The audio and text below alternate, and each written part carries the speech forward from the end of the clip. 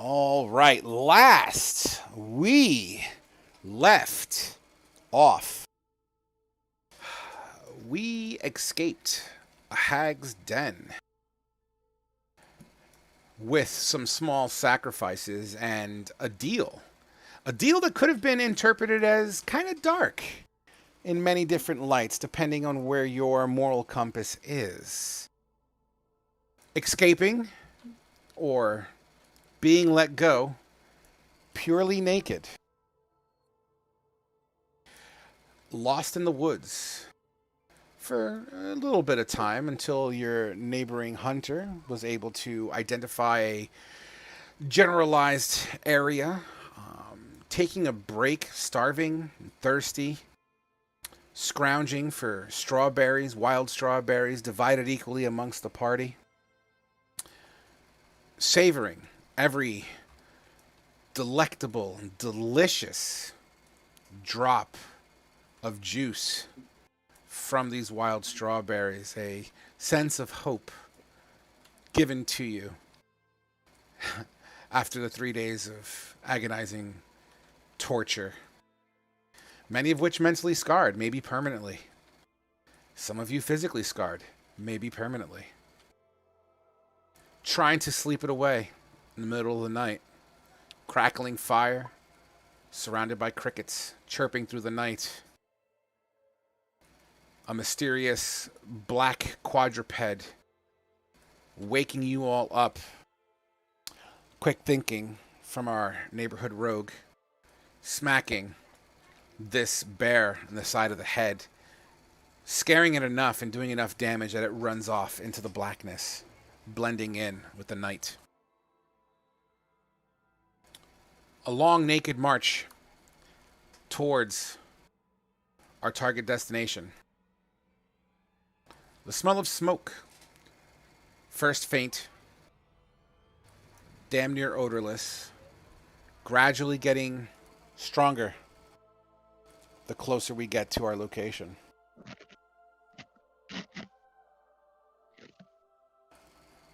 Eventually, as trees thin, smoke being seen in the sky. Immediately, you guys are aware this is not a good situation. With a slight hustle in foot, you push into town. One of which, as they head into town, flowers being planted every footstep, magically. The party splits, one to the left, one to the right. The party to the right subduing a patrolling orc. A sight that can be seen throughout the entirety of this town. Cries, screams, the slaughtering of a dog, the moving around of townsfolk to locations not yet discovered. An axe grabbed, armor refurbished and put on in place of your missing gear. The left crew trying to deceive with a little flick of the wrist and a little magical disguise. Eventually making your way to what once was a prosperous business is now a crumbled mess of a store. Swords and cheap blades strewn about, cheap armors knocked over. Some orc made, looking like they swapped their weapons out for better ones and left the shit they weren't going to use. Eventually, the people in the store made their way to the front window.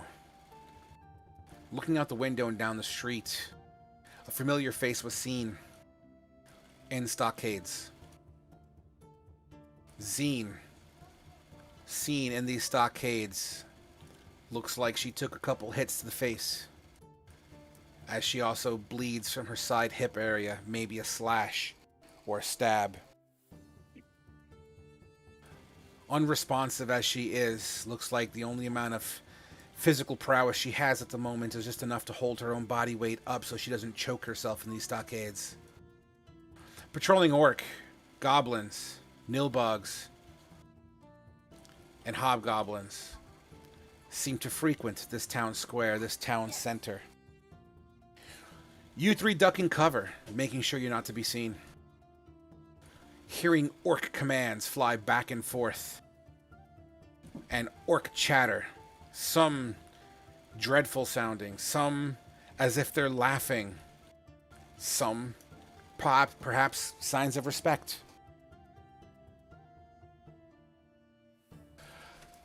The right group, tucking behind a house, looking down the street, ready to slay anything in their way. As the camera, behind the clouds up in the sky, pushes down bird's eye straight down, the land gets larger and larger and larger. Eventually hovering and getting close enough to see Myth and Thalia tucking behind a bush, planning out their next possible move. And that takes us to where we're going to start today's session, boys and girls. Thalia, Myth, having subdued your last target dead in a bush, what are you doing? So, quick question. I have the battle axe, correct? You tell me. You have a battle axe, correct? I believe so. That's what I put in for last session, but I'm not entirely sure. Okay. Just wanted to clarify real quick. Yep. If that's what you remember, that's what I will say. Okay. Well, I remember having the Holy Avenger, but, you know. I think you did too.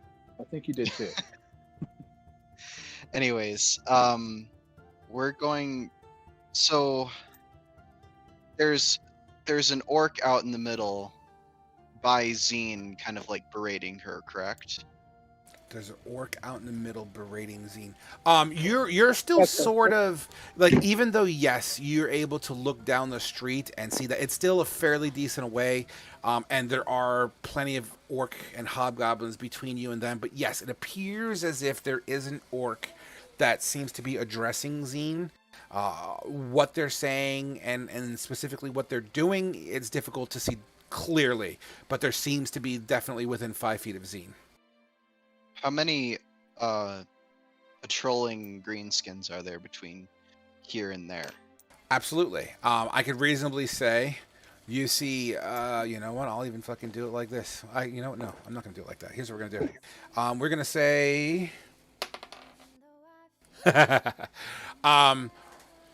the nearest you see from you is a goblin and nilbog. Behind that, around the corner, just a couple of feet away, going in a different direction, you'll see 3 hobgoblins. In front of Zine, you see an orc, 2 orc, 3 orc, a goblin, and a hobgoblin. And that's just what you see. Mm-hmm. This town, it literally seems like a squad of greenskins may have invaded this town. What you don't see is townsfolk.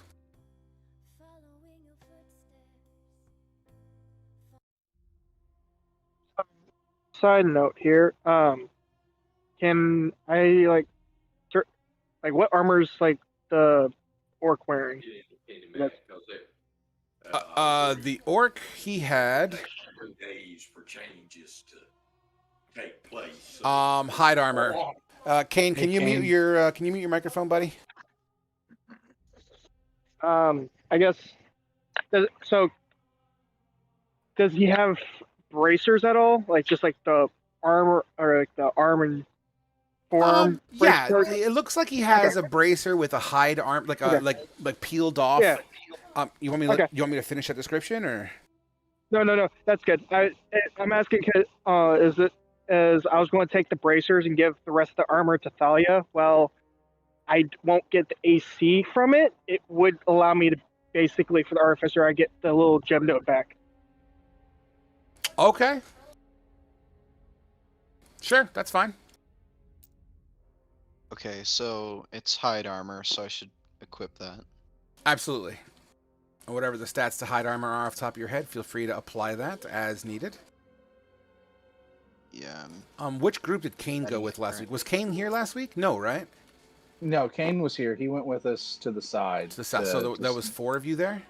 Yeah, there were 4 of Yeah, us I'm here. with Asher. Gotcha. And let me apologize for that. My dad just kind of walked in and started talking. No worries, I'm man. fumbling around trying to put it in my mic. Not a problem, my friend.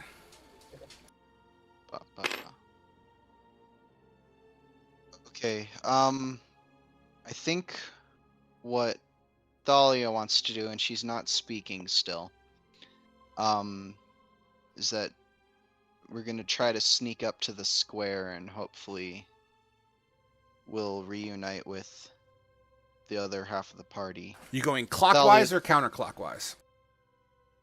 What do you mean? Well, they're in a location.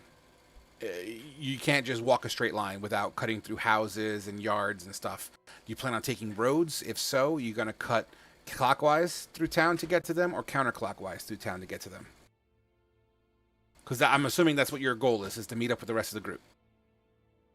Yeah, but we don't know where they went in character. We just know Correct. So they're not with us. Correct. So I just figured that they'd go to the square whenever they got their kind of stuff done.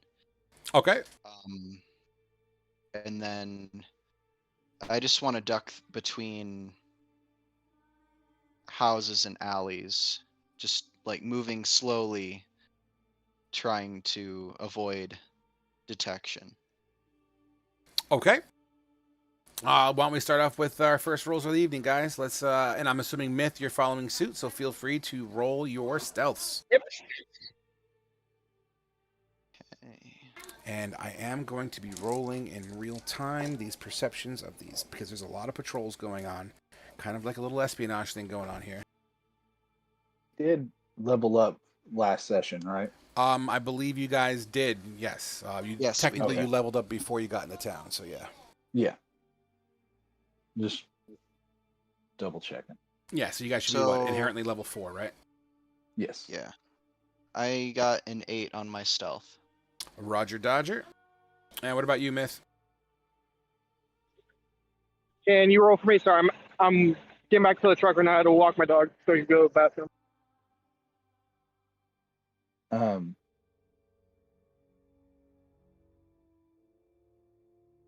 One second, I gotta find this character sheet.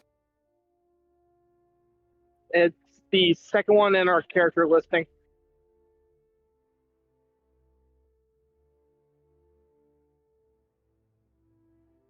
All right, with a 15, Myth, you duck behind some bushes along with Thalia, just behind Thalia. You know the direction she's going because as you look down, you see footprints filled with flowers as they slightly spread outside of her footprint as well. You continue to sneak through, and you said you got an 8, right, Thalia? Yeah. The second you make your first alleyway and try to cross over to the next property, the Nilbog and the Orc that are coming in from the east kind of stop for a second and generally cock their head to the side, almost as if they may have seen some movement. They both wield and pull and unsheath their weapon and start walking in that direction with caution. I'm gonna stay put, and if they get like if they're just looking around but they don't seem like they actually know where we're at, then I'm not gonna engage. But if they do come up and they know, like if I can tell that they know where we're at, then Roll an insight for me. engage. Insight? Yeah. Where is it? Insight. There it is. 15 total. 15 total.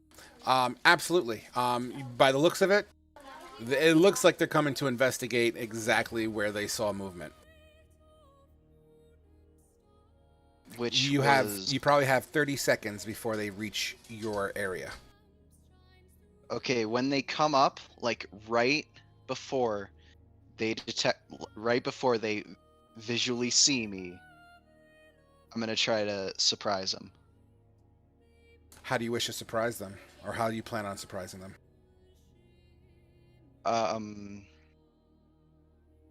guess I'd just be attempting a grapple on the bigger one.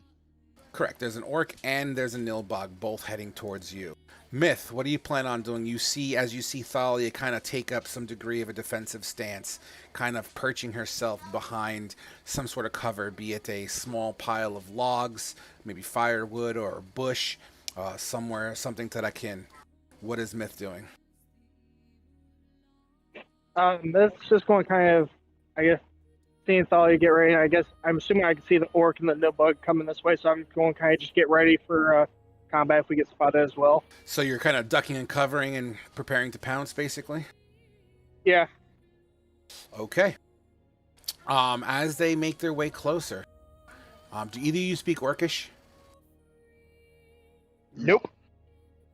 I believe Asher does. Actually, you know what? Neither does the Speak Nilbog. Goblin. They actually both are speaking in common, because apparently they don't speak either each other's language. So, in common, you hear them say, "You take the left, I'll go this way, you go that way, you go this way, I go that way." And then the orc's like, "I go this way, you go that way?" And then they agree as they continue to go closer. The Nilbog kind of staying further behind on the street a little bit there, whereas the orc seems to be the one that's going in towards your direction first. There's about 10 to 15 feet separation between the two. I will give you your surprise rounds, but I'm going to give you one chance to reassess your situation if you choose. I'm gonna try to handle the orc, but so I guess I nod to the orc, indicating that I'm gonna try to tackle it. Okay, And so I guess we're gonna engage. okay, fantastic. As you jump out, is he surprised? He's surprised. You're welcome to roll a grapple check. Okay, that just a straight strength, or is that a athletics. athletics? Okay. Yep, the initiator always uses athletics. The defender That uses is- either athletics or acrobatics. That is a 13. All right, against my, let's use athletics as well. With my 7, you effectively grab onto this orc in some sort of a bear hug. Well, I was thinking more like I'd use the axe to kind of hold him down, like. Well, he's not on the Have- floor. You guys are standing up grappling. Grapple doesn't Oh, okay. inherently mean you drop him. You have to use an action to push him or shove him to the ground. Okay, well, however I'm holding him, it's with the axe, like the axe handle, and holding it between his neck. Gotcha. So you're pushing it, and I'm gonna assume he's holding onto your axe handle as well, trying to force you back. And yeah, you got him pushed. He's off balance. Myth, what are you doing?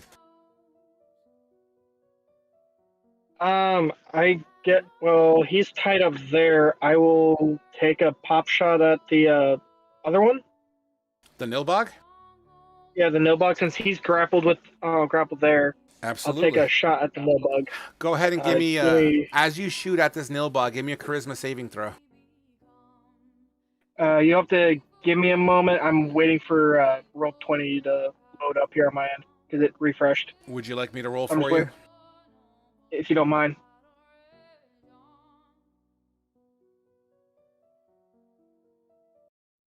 As soon as your character sheet loads.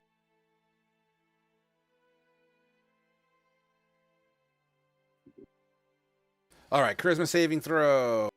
With an 11, as you jump out and get your surprise, you take aim at this Nilbog.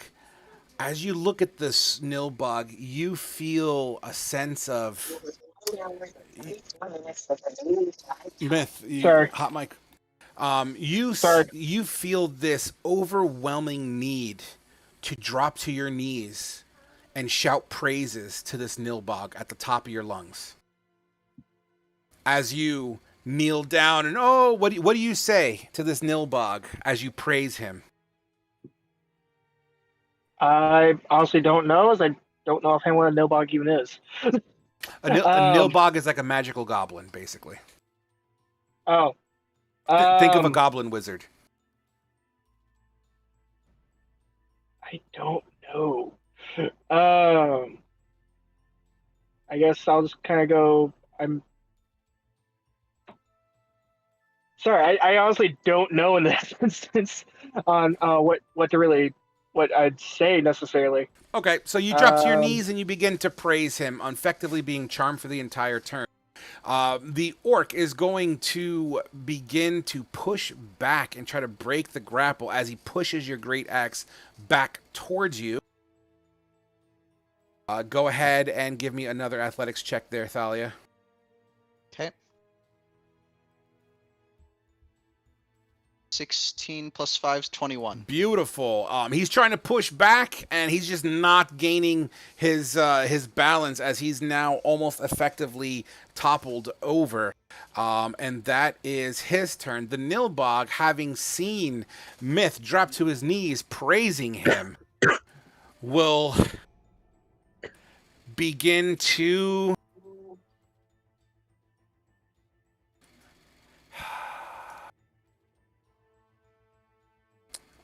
yeah, why don't we do that? Give me 1 second here. Actually, you know what? No. He's going to begin to insult you, Myth. He's going to begin to insult you and kind of, you shouldn't be here. You're going to die. You're going to be gored out. I'm going to eat your intestines myself. You need to do a wisdom saving throw. Are you in a position to roll, or you're not in a position to roll yet, Myth? I can roll. He said wisdom. Wisdom save, please. The effects of this insult does not do anything to you. Thalia, you're up. Okay, I am going to just checking some spells here, making sure I know what they do correctly. I think, would it be within the confines of the command spell to tell a creature to be silent? It doesn't cause it any physical harm, as long as it makes it save, or at least as long as it fails its save. Link the. Oh, you can't link the spell. Fuck. Yeah. Yeah, one word command to a creature you can see within range. Okay. Yeah. I'm not. I don't think I'm gonna do that. I guess I'm just going to attempt to kind of like bash it with my battle axe handle and try to like stun it and Sure. deal some damage. I guess. Absolutely. I Just don't know. roll an attack. You can still attack while in grapple. Okay. This will be actually a disadvantage because it's a battle axe. Why?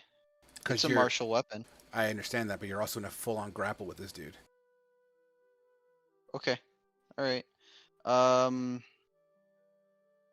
Okay. Disadvantage. First number's a 14 plus 5 and a 11 plus 5. So 16 is the lower number. 16 is the lower number. As you bop with the handle of your battle axe, go ahead and roll me some damage. Do you want it to be with the D10 or the D8 or? You specifically said the battle end or the hardened end, so let's just do a D8 blunt. Okay. That is an 11. An 11 damage. Holy shit! Boom! As you smack this dude right in his fucking kisser. That hurt. Would that be your turn? Yeah. That's all I got. Myth, you're up. Wait, charisma saving throw or be charmed until the end of that creature's next turn, which it took. So yeah, you're no longer charmed. Okay. I'll guess try to, because he's still in grapple with orc, so I'll just go to shoot some more. Try to hit the goblin again with the lightning. Absolutely. Go ahead and make me a charisma saving throw.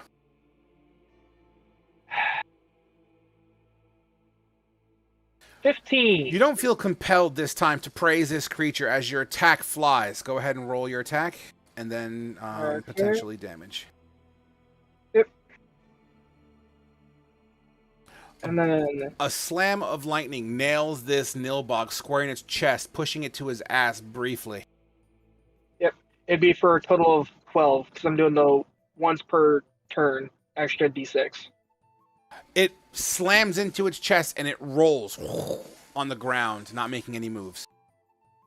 The orc's turn is next, trying to break the grapple. Does not break the grapple, but will begin to yell, extremely loud, almost as if he's saying "help" in orc tongue. Thalia, you're up. Same thing. Just hitting him Do it till to it. he gets knocked out or whatever. Oh. Yeah, that's a nat 1. Fantastic. 3d6, please. 3d6. Yep. 6 plus 4 is 10 plus another 6, so 16.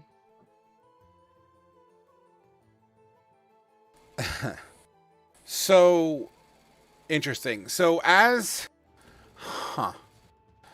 you try once again to swing with the butt end of your weapon. This orc, almost as if he saw it coming, lifts up his elbow and catches it under his arm, squeezing it down, almost as if he's grappling your weapon while you're grappling him. So he's like holding it so you can't swing at him anymore. It'll take a turn. It'll take an action to free it at a DC 15 strength. Just so you're aware. Gotcha. Are you done with the turn? Yeah. All right. The orc is going to attempt to break that grapple again with a 23. Actually, I'm sorry. It's Myth's turn. What am I doing?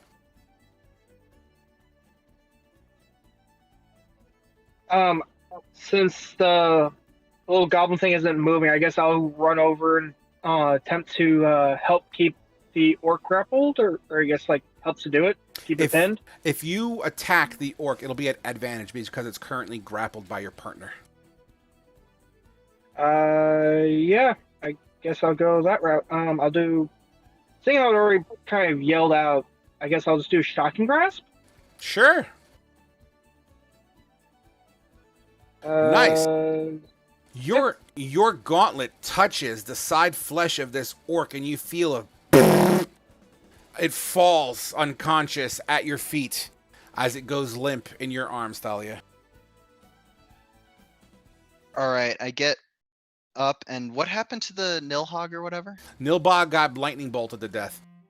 Gotcha. Okay, so I'm gonna drag the orc's body off as soon as I can, so that he's not visible. All right, and I assume you do that to both creatures. Is that correct? Yep. Well, I'll go grab the Nilbog. All right, then yeah. All right, so we're going to pause you guys there as the camera rotates around the town into the shop where our 4 other adventurers are peeking and ducking behind a window. There's a lot of creatures between you and Zine. What are you guys doing? What do you want to do, guys? I'm not the best when it comes to taking down multiple targets. I'm best for one-on-one.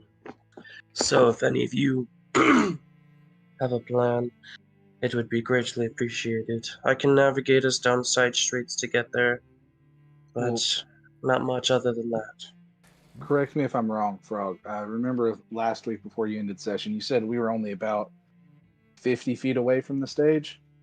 50 to 75. I mean, you're kind of ducking and covering. You're just doing your best estimate. Okay. I don't need to get much closer. I can take shots from here with this bow. Kane, Reen, I know y'all are going to need to get closer. Maybe have y'all try and sneak around the side while me and Iltama lay down some covering fire with their bows. So to be clear, once again, there's at a quick glance as you kind of peek up and go back down to kind of get an assessment of the situation. You have the hobgoblin or excuse me, in front of Zine. You have like 3 or 4 hobgoblins, a couple goblins, maybe 2 or 3 that you saw as well as 2 additional orc, as well as a nilbog and another goblin kind of coming around the corner. So this square it's pretty packed right now. Yeah. All right. Okay. In I wasn't fact, sure how many. okay. As you say that, you see a hobgoblin getting ready to walk past the window to this store. Everyone give me stealths with advantage as you duck down really quick.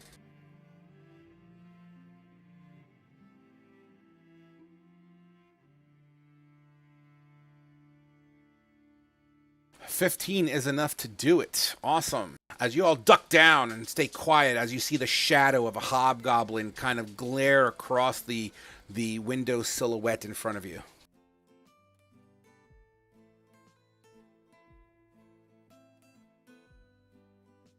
After the hobgoblin passes, Kane turns to Asher and says, "Listen, I can easily apply my techniques to a bow. This might not be as accurate as you'd like, but Well, I could definitely sit back here with you, and we could just start launching arrows at them." or another thing we could do is start trying to get them to chase us. We start trying to divide their forces. We all start trying to, harassing attacks with shooting at them with bows or whatever we have. Get them to try and chase us while we try and split off from them. Trying to separate them so we're not. Frog, Yes. is this a completely enclosed shop? There's a front door and a back door. You guys came in through the back door. There's a front door. In fact, here, I'll just draw out what I feel the situation looks like as far as the innards of this store. So let's say this square represents the store that you guys are in. Let's say there's a door at this X. There's a door at this X. Let's say here is kind of the fucking table, whatever. And let's Counter. say the counter. Thank you. And let's say this is the window. This is the window. In fact, I'll just make the window a rectangle. So this is the window. I imagine you guys kind of all ducking behind the window, basically, kind of getting an assessment of the situation. And is the window is there still glass intact, or is Yes. it all shattered out? It's glass, but glass in this era is not known for its clarity. You could see through it, but it's not like modern day glass. It's very foggy in many cases. It's oblong. It's got different thicknesses here and there. Yeah, no, I was just mostly wanting to know if it was still intact or if it was shattered. It's not shattered. It is intact. Although the door handle to the front seems to have been kicked in. It seems to be loosely attached to the door still, but it looks damaged. Okay. That's what I said. We could start doing some harassing attacks against them to try and break them up and get them to follow us if we all, or we get long bows for everybody. If everyone can use them, we start taking shots at them, try and get them to chase us so we're not trying to fight them all right here. We could get them to a more advantageous area or thin their numbers out enough for us to fight. Well, I mean, I'd like to point out we're in a building with 4 walls and a back door and a front door. Yeah, but there's only one window. There's a window here that we'd have to break out to shoot out of, or one or two of us could take pop shots out of one door. But we do have cover here. We just don't have very good line of sight to shoot at things.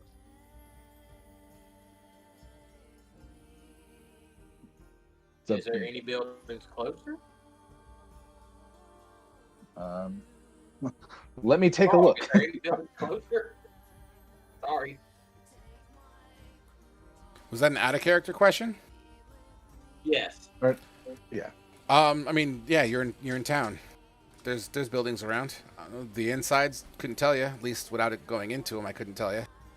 Yeah, I know. I just need to know if there's like closure buildings we could probably use as a fortification of some I mean, sort. you're basically near town square. You're in the same street that you guys all met on during that carnival.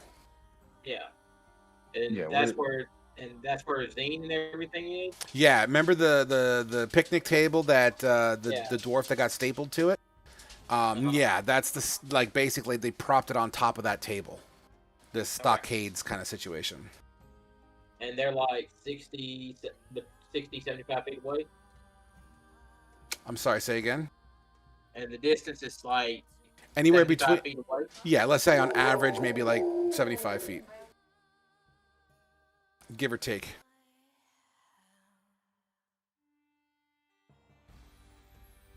So I haven't heard from Reen yet. What is Reen doing with the situation? So how many of these little goblins can we see? They could range. I mean, it's a constant flow of different personnel. So at the moment, if you want to peek your head out and look again, we could absolutely do that. Let's peek out and take a quick look real quick. Sure. And I'm even going to write it down to make sure we're all on the same page. So.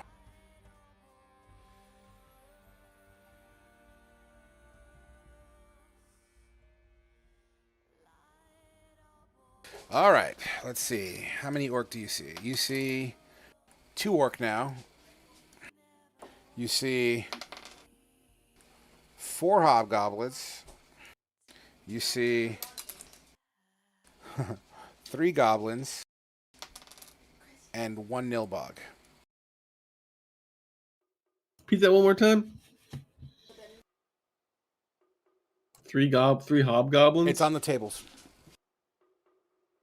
I wrote it on the table. Okay, so 2 orcs, 4 hobgoblins. Are hobgoblins the big things that are strong? Yeah, they're known for Okay. for frontlining.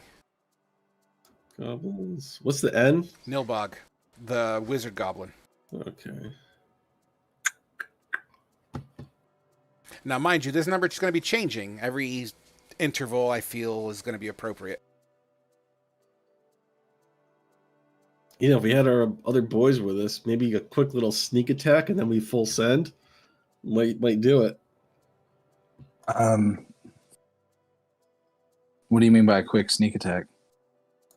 Just a round of everyone with a short bow, and then we rush and fight. Yeah, we could do that. We did find longbows, didn't we? No, we just found short bows. Okay, just make sure. Yeah.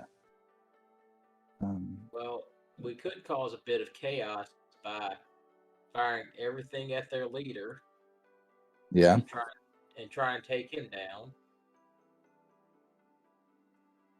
Yeah, we focus on him real quick, and then I feel like once we shoot, though, we're not gonna be able to stay in this house long. We'll have to do a fighting withdrawal and trying to separate them out. Well, if we fire from the front window, we at least should be able to escape out the back. We have to shatter the front window first. There's still glass in it. Well, So we can only fire through the door right now, because there's still glass in the window, and it's going to take more than just an arrow to shatter it. So unless you and Reen want to hit the windows and shatter them, and me and Iltama can take some shots through it at their leader, and if y'all can, take shots too, and then do what we can from there. What about doesn't the Tricksters in Chain have a second floor that we could get on, maybe? That building's like 5 feet away from us. Yeah, it would be. Yeah.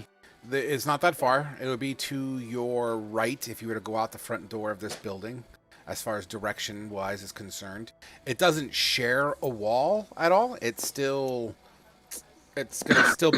be a sprint. It'll be a short sprint, but it'll be a sprint nevertheless. You'll have to unstealth yourselves to get that done, just so you're aware. Can we leave out the back door and still get to the trickster and chain? I don't see why not. You could absolutely maneuver. You'd have to maybe hop a fence or two, but sure, I don't see why not. That's not a possibility. Well, we'd still be stealthy if we did that, correct? In theory, depending on what's out back, you never know if there's a patrol out there or not. All right. Let's try and get to the trickster and chain. Yeah, we could try and sneak around and get to the trickster in chains, and then do what we can from there, because that gives us more room to work with too while we're there. Okay. You all push yourselves out of the back door. Everyone roll me a secondary stealth, please. This is going to be a straight roll.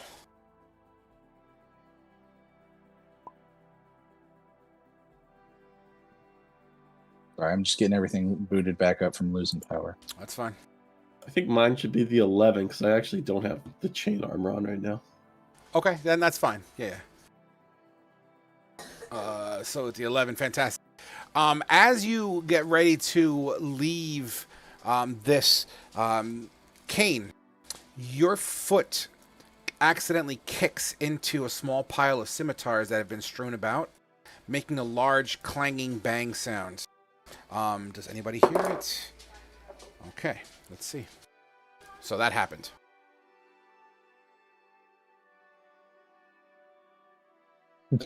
Go. We need to get out of here. Just keep moving, guys. Come on. Yeah, just keep moving. You continue to move, and as you move out of the back door and slowly close the door, you hear the front door of this shop open up with a...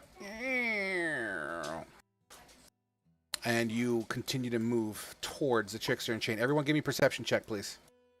Frog, can you roll mine? I can't. I just lost power again.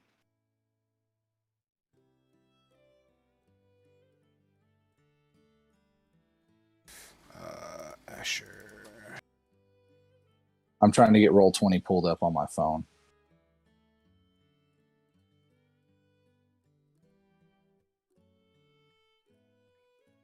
Asher, the eagle eyes that you have with the 25, you swore that you just saw Myth and Thalia pass. So, like, if you're looking down an alleyway and they're going perpendicular, like, you see them kind of cross a path over the alleyway. From how far away from us? Let's say 100 feet. Okay, I'll point it out to everybody else that I just saw Thalia and Mithrax. Can we still see them? Or are they gone? They're just about to dip behind another home. And actually, Thalia and Myth, why don't you guys roll me perceptions as well? Throw a pebble at Mithrax. Okay.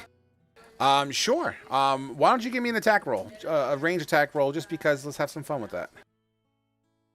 I got a 15 on my perception, Frog. Thank you, sir. Okay, let me just... It's just going to be a d20 with your dex, and if you're proficient with any kind of range throwing weapon.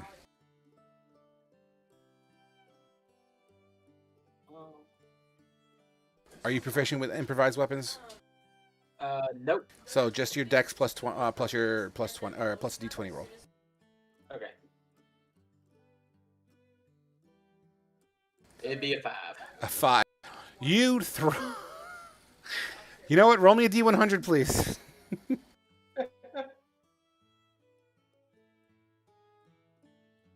Ooh, with an 86, you still maintain some degree of a trajectory, even though it was a shitty throw. The stone kind of falls 15 feet short of Myth, and it clacks, and slides. Myth, you see a small stone sliding across your, like, just past your foot, kind of grinding a little bit, prompting you to look up, and Thalia, you look up as well, and you see the rest of your party down the alleyway. There's a road between you and them. And I will illustrate for sake of simplicity. So let's say that's the road. And you guys are in this alleyway, hypothetically. And they're in this alleyway. Make sense? Mm-hmm. Yep. Can I get someone to stream so I can see the table? Yeah, sure. Sorry, I'm running off of my phone right now because I lost power.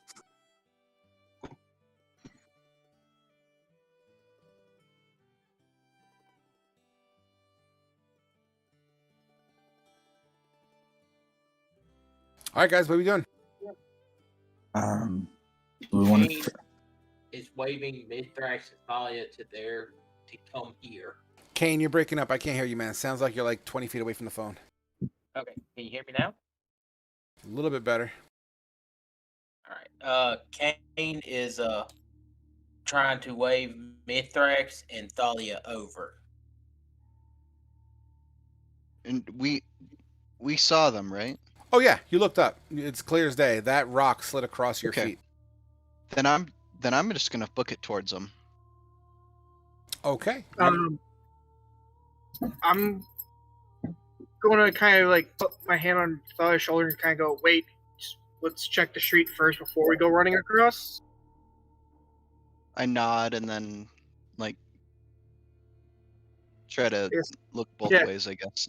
Yeah, we'll I guess kind of peeks, just double check the streets if it's clear and whatnot, if there's anyone turning around corners. So if you're gonna peek, let's represent that with a sleight of hand, as if you're trying to be sneaky and just kind of poking your eye out real quick. Do you want me to roll it or? Yeah, you both Mithrax? are kind of both doing it. So Okay. I got 13. And I got a 3. fantastic. The 13 was good enough where you begin to start walking out into the open, and Myth takes his arm and kind of puts his arm across you like an arm bar, but like to hold you back. Like, wait. As he sees 2 hobgoblins getting ready to walk down, getting ready to pass by here. They are walking in this direction towards the town square. Wait for the patrol to pass. As I'll kind of like try and usher Thalia to kind of just hide from them as they pass. Sure. I can fly. Absolutely. Why don't you roll your stealths? With advantage, because it'll be easy enough to even just break line of sight from the alleyway that you're in anyway. An 11 from me. Nat 20. I'm Or, looking... No, dirty or not, 20. yeah, dirty 20, sorry. Yep. I was looking for a 10. So you guys kind of like, as these hobgoblins are coming, you kind of wrap your bodies around the other side of the houses that make up this alleyway. And you hear the marching going by. The other 4, you see 2 hobgoblins marching down the street, and they are in your view for maybe 5 seconds and then cross over through the alleyway, like out of your line of sight because of the alleyway that's cutting the visual there. As you double check, it looks like the coast is clear. We'll go ahead and cross the street over to the rest of the group then. Fantastic. As you scurry over, Thalia, roll a d10 for me, please. And we're gonna roll a d10 with a +4. So 13. A 13. You don't. I mean, you don't like run across. You kind of walk across. Takes you 13 paces to get across this little road here. And in that, you leave 13 flower footprints in the road. Can I, if I take that off and like just hold it, like if I hold it in the bottom hand on the battle axe, would that still cause the effect? Or I mean, you could always try. I'm gonna try to take it off and do that. You take it off and hold it on the bottom of the battle axe. As you walk, the trinket kind of bounces into your almost naked flesh. All you have is that armor on, right? So it kind of pounces into you little by little. The flowers are still there, yet they're just not as profound. Okay, we'll work with that. Maybe if there's like a spot on the battle axe to maybe like tie it on there, like secure it. You can tie it on. That's fine. Let's do that. Shouldn't that take way long. That way I don't lose it. Yeah, that's fine. All right, and then we continue moving over. All right, you 4, as your 2 teammates are now within your circumference. You guys are all together for the first time in about an hour. Maybe more like 45 minutes.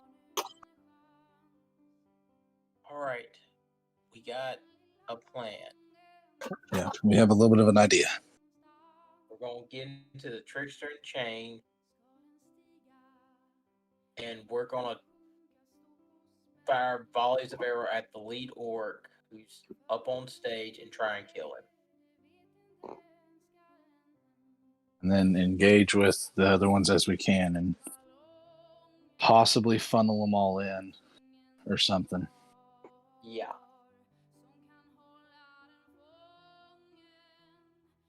I nod. I can back it up the archers. All right. Alright. Well, let's try and get inside the trickster and chain. Okay. As you make your way up, you have to pass by 2 or 3 buildings on your left. They are bushy on the in-betweens and allow you to kind of duck behind. So let's get some quick passive stealths here just to represent that travel time. And you can even make it with advantage too, because you technically have a lot of bushes. Occasionally, through the trees and leaves and bushes, you could see figures, although it's not going to be increasingly too clear. I have a 10 frog. Okay.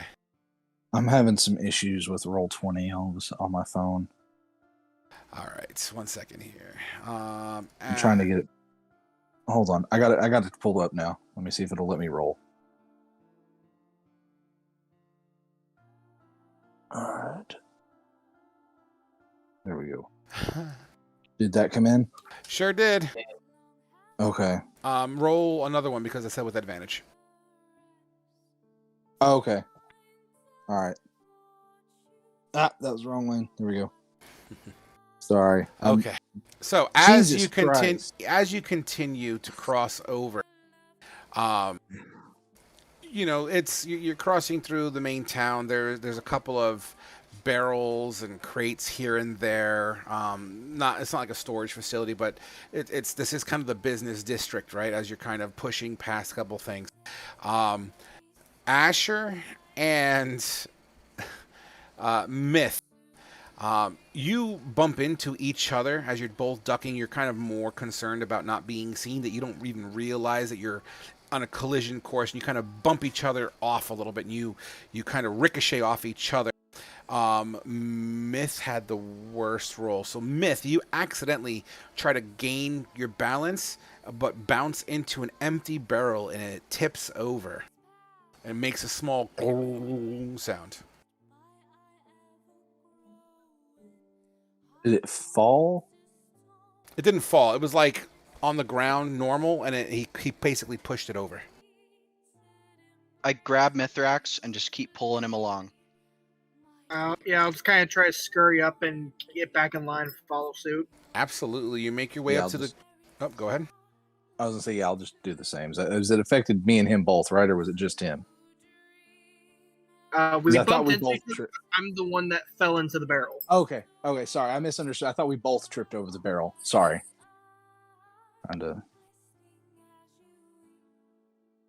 All right. You make your way up to the trickster and chain. You know what the front door looks like, as you've all been there before. Ouch. As you've all been there before. You do see what looks to be a back door. It's currently closed. Try it. It appears to be locked.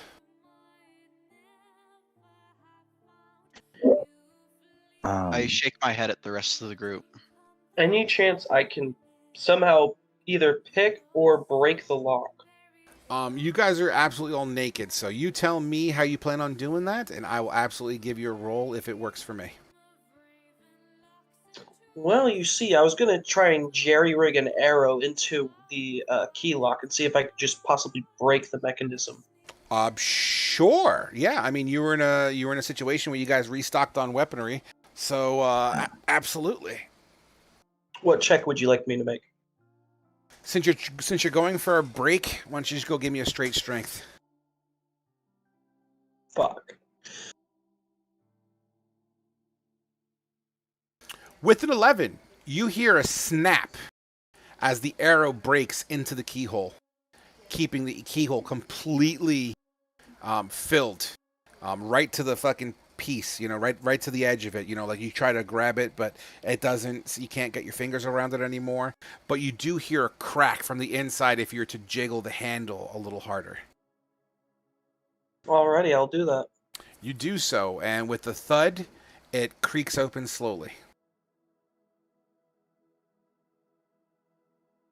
I kind of start walking in, motioning everyone in. While he's doing that, can you look for an open? Never mind. All right, cool. I assume everyone's following suit. Yeah. Yes. Yes. All right. You get inside the trickster and chain. I'm going to proactively apologize for what you guys are about to see. I don't know how it happened. I don't know why it happened. But whoever's coughing into the microphone, that really hurts my ears. I don't know why this map is not working anymore. So for now, it's just going to be a 2D representation. I don't know what happened to it. I found this out earlier today, so I'm a little upset about it. But the back door, I'll illustrate. You're welcome to place your tokens in here if you wish, but this is the back door right over here.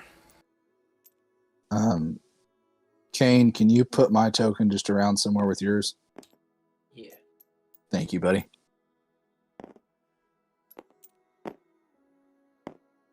Once again, I apologize for the 2D map. I don't know what happened to it. Dude, today has been a series of inconvenient events for a lot of us, it seems. I'm just pissed because this map took me like fucking 5 hours to make. Understand. All right, cool. So, you guys are inside. You see generally the shape that you're looking at right now. What do you guys want to do? There's a set of double doors, but the double doors in front of you are more like saloon doors. So it doesn't have a bottom and it doesn't have a top. They kind of like creak open like a Western saloon style kind of situation. Well, I would like to move up and just kind of peek in to see if there's anybody besides us in the trickster and chain. Sure. You said sneak in, so why don't you go ahead and give me a stealth followed by a perception, please? Can I go with him? Absolutely. You could even assist. You give Kane take advantage on your perception. Okay. But I'll need an Asher stealth as well. Okay. I'm gonna try and roll again. Nice. Ooh, nat 20 on stealth. And, oops. It's supposed to be an advantage. That's right. Just roll it twice. 18. Nice. Okay, as you both sneak up to the saloon doors, you don't push them open. You actually kind of go down to an alligator crawl, and you put your heads under the saloon doors. You look around. This place is well fucked up. Tables flipped over, chairs broken, broken tankards on the floor, snapped in half like somebody put it on the floor and stomped on it. You see barrels of what probably had beer in it or some sort of alcohol tipped over and spilled on the floor. It's still somewhat damp on the floor, representing that. The chandeliers, the candelabras pulled down.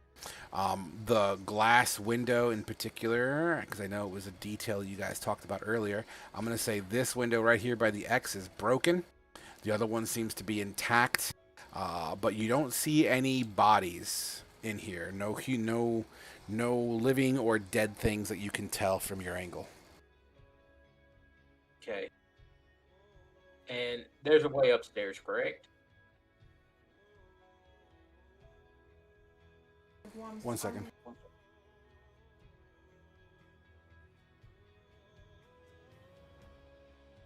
All right. So what'd you ask, buddy? I'm so sorry. I had a child issue. Is there a second story to the trickster and chain? Not that you know. You'd have to search for it, regardless of what the pink hand is telling you.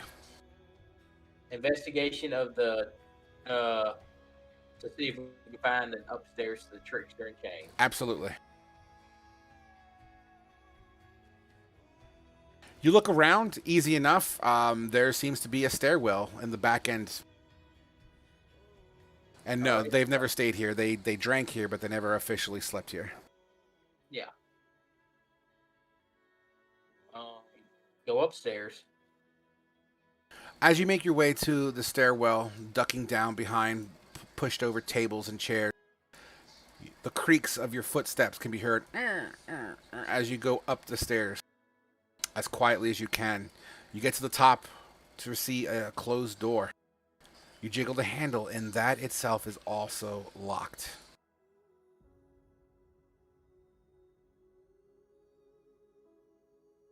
What's everybody? Oh, sorry. Go ahead. Put my good ear up to the door Sure. to see if I can hear anything on the other side. What's your passive perception?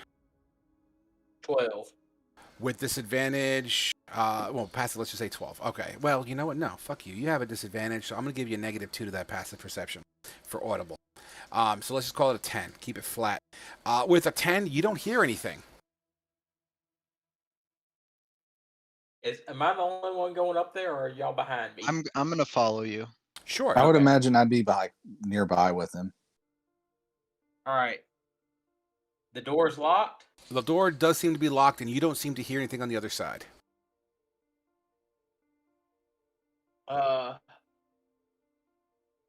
Is the Can I fit my sword like between the wall and the door? Is that little crack there? Can I try and fit my sword in there? Between like the door handle, like you're trying to jimmy it open. Yeah, I mean, what kind of a sword do you have? just a long sword. No. Your long sword would be a little too thick. If you had maybe a thin scimitar, I'd be willing to give you that, but a long sword, not so much. Those things are Okay. built to be durable and thick. What I'll about a just try short to sword? Get in there to pry it. There'd be room for negotiation on a short sword. Because I have a short sword. All right. Let me borrow your short sword. I'm going to try and pry this door open. Okay. I will hand Kane my short sword since he is stronger than me when it comes to prying stuff open. I'm going to drink my potion of strength. Don't break my sword. I'm going to try not to break your sword. And I'm going to try and I'm going to stick the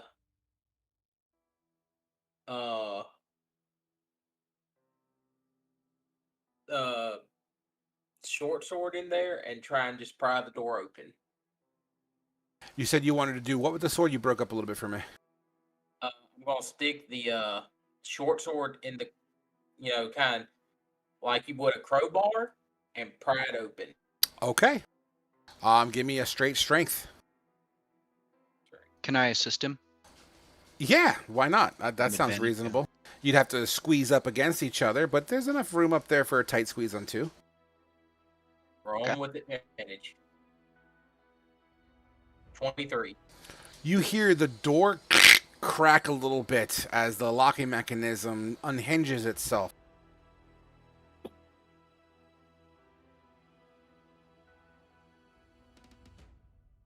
Open the door. You push on the door to open. It doesn't seem to open. It's almost like something is blocking the other side.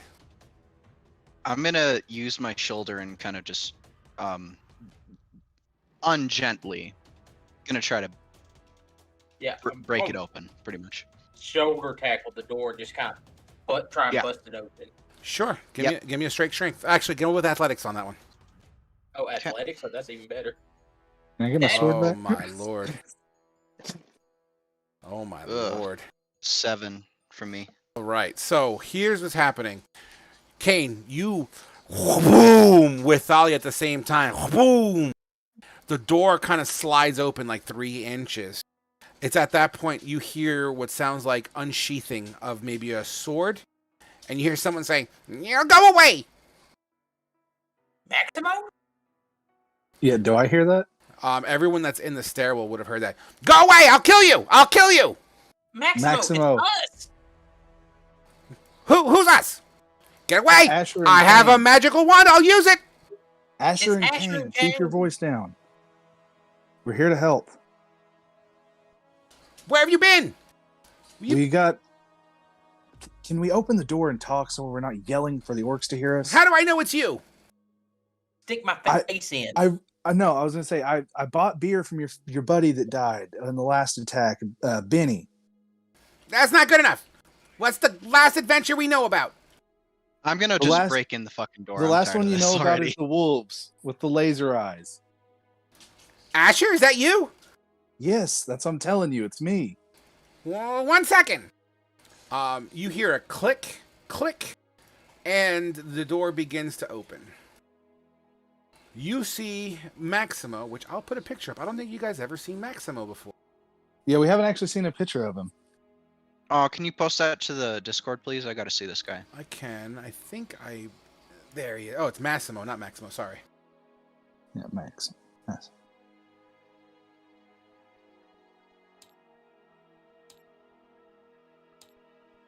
Yay! That's my little Yay. buddy. Fuck yeah. Not at all what I expected. There you go. I posted it to Discord as well for those who are Got it. tabletop simulator and inclined. Zarkul, I can't see anything. Tabletop simulator deficient is what I meant to say. Yeah. It's not my fault I lost power. All right, so there's your boy. As he, sheaths his short sword and puts his little wand on his hip. In his hand, he holds what looks like a piece of rebar with a button on it. Good to see you, friend. I'm glad you're okay. You've been gone forever. What Yeah. happened to you guys? We Yeah, went up to the mountain. It's been a long few days. We went up to the mountains. There was an avalanche. The orc encampment got taken out. They came down here. We got caught by a hag. It's a whole deal, but we're here now and we're going to try and help. Well, it's been terrible since you've been gone. I understand we feel terrible for being gone, but we're here to help now and we're trying to make it right. We got captured. Yes, Itama, you would absolutely have heard a commotion at the top of the stairs. But it's good to see you, friend, and I'm glad you're okay. Well, hurry up and get in here and close the door. Get in. I'm assuming you all go in. Yep. As soon as I get in, I'm gonna start scouting the rooms and see if I can find a window with a clear view of the courtyard. So first things first, as in particular you, Thalia, as you walk in, Massimo kind of, oh my God, and he kind of quickly grabs one of the curtains on the floor and hands it to you. I'm not even phased by it. I'm just gonna keep going. Well, All right. Don't you have armor on? Yeah, but that covers her tits, maybe. Yeah, that's true. Yeah, I got bikini armor basically. Yeah, that's right. You got bikini armor right now. So as you all push in, Thalia kind of pushes ahead and wraps around the corner. And as you search for a window, Thalia, you see beds in individual rooms. But every room you walk past down a hallway, you see people inside of them.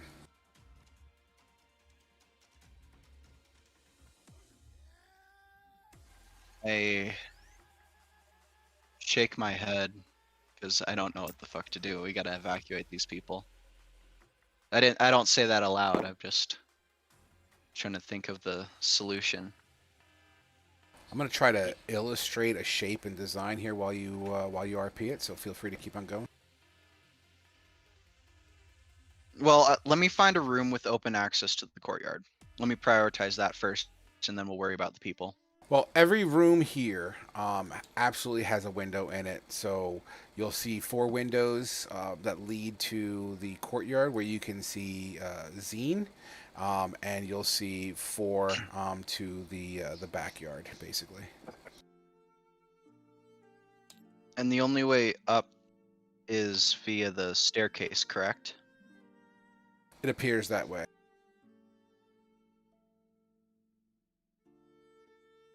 I motion to the rest of the group that we should take the room farthest away from the stairs that's facing the courtyard. And we gotta get the people like all protected. How many I of don't these know. people I don't look know how like they can fight? Yeah. Oh, I had an idea too.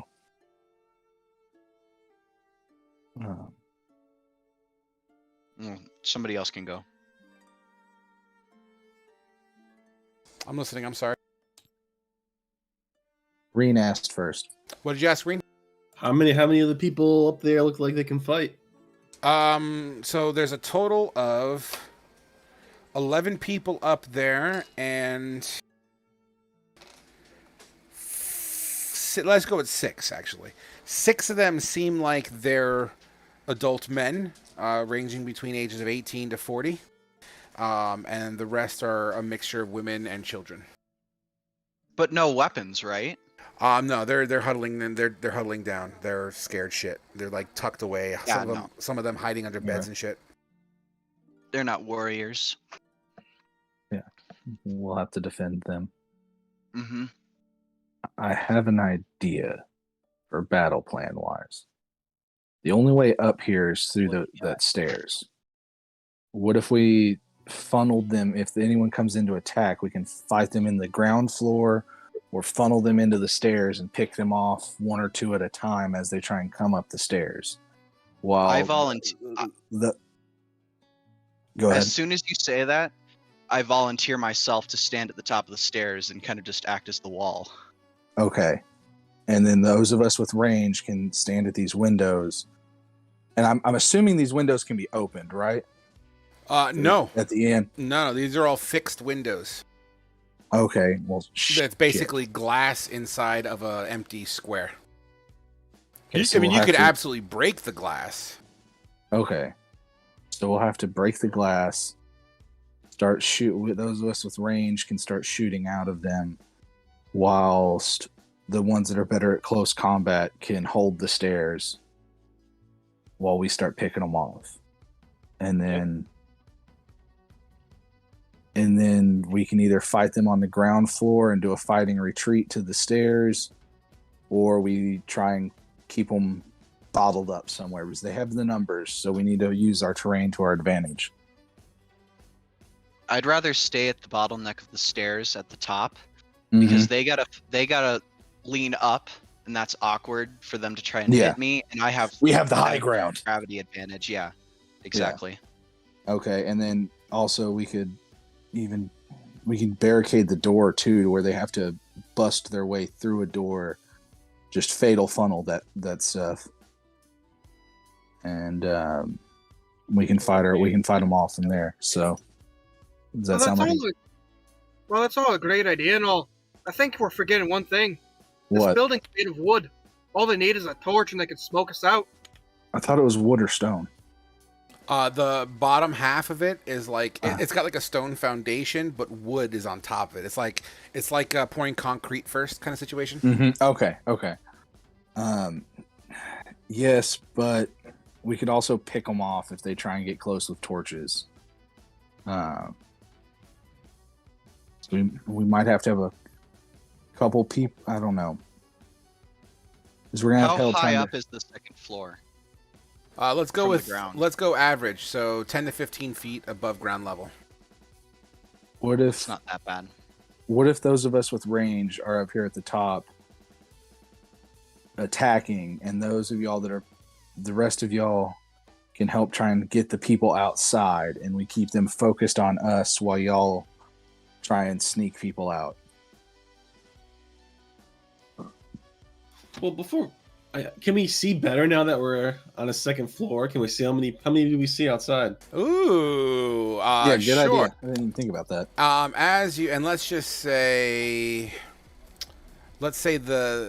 here, let me just mark something here so at least we have our so let's say this circle here represents the front door. So that's where you'd be looking out towards where Zine is. All right. So now that we have that established, sure, you look out the window and you see. Oh, did I erase the fucking thing? I did. 1 second. You said 20 something, I think. Well, yeah, numbers change. So O is orc, Okay. H is hobgoblin, G is goblin, and N is nilbogs. Okay, so orcs. You see 4 orcs. As cool as this song is, I don't think it's appropriate to what we're doing. All right, next is hobgoblins. You see 3 of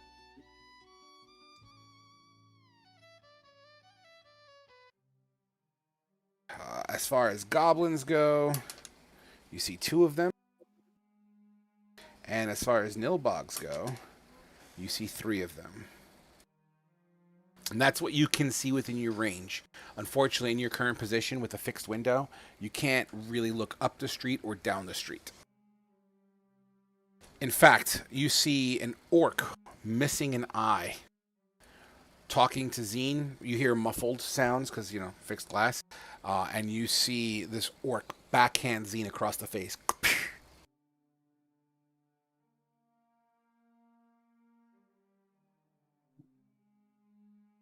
We need to do something. What's our armor like? Did anyone get like some type of armor on? Yeah, I think we all have like hide armor on.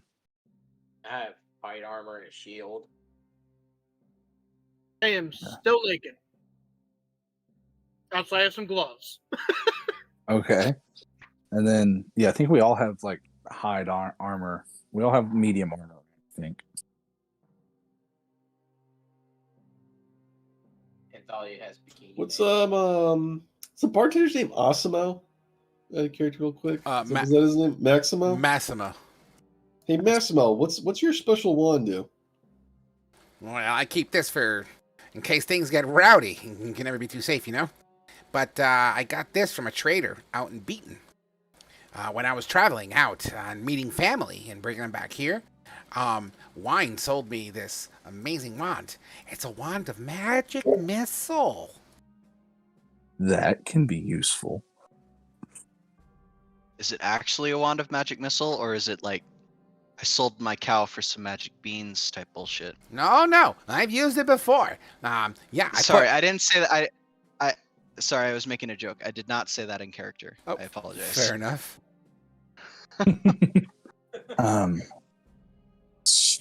Massimo, do you know how to handle yourself in a fight? No, not really. I mean, I'm pretty sure that this side over here is the business end. I aim it and I say magic missile and it goes out. Okay, well, you and your wand are probably going to be helpful during this.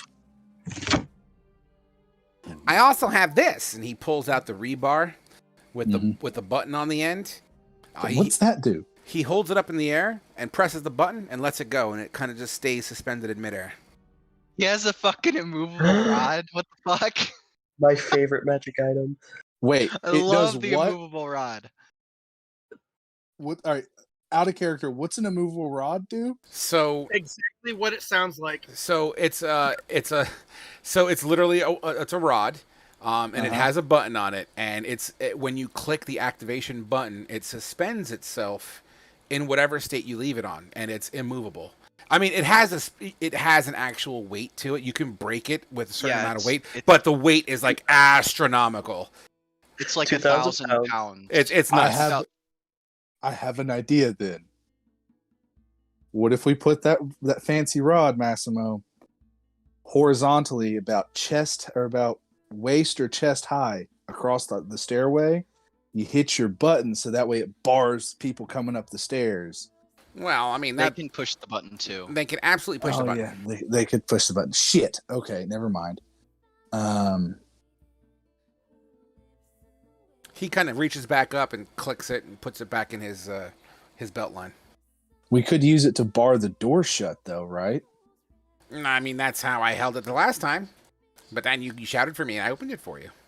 Oh, well, I appreciate you opening it. So yeah, we could bar the door shut and buy ourselves some time while we do some attacks. Because we have to do something out there. Either I can stay up here, and if anyone else wants to join me up here with ranged attacks to attack to do something about the orcs and goblins and stuff that are out there, while the rest of y'all either fortify this place or start getting people out of here. But we're kind of running out of time just talking about it. We've been watching, and as great as that sounds, there's patrols everywhere. Then this is our I shake my fortress. head at the idea of I shake the head at the idea of trying to move people out. Then this is our Alamo, and we just hold it. Well, what's the Alamo? Okay, it's a fortress that you make your stand at. Oh, and Okay. Yeah. So we're making a stand here. It's Goblin for Fortress. Yeah, it's Goblin for Fortress. All right, we're making a stand here, and you ready to take back your town, Massimo? I hope so. I hope you're as good as you say you are. I want to see what Othama is doing and thinking at this point in time.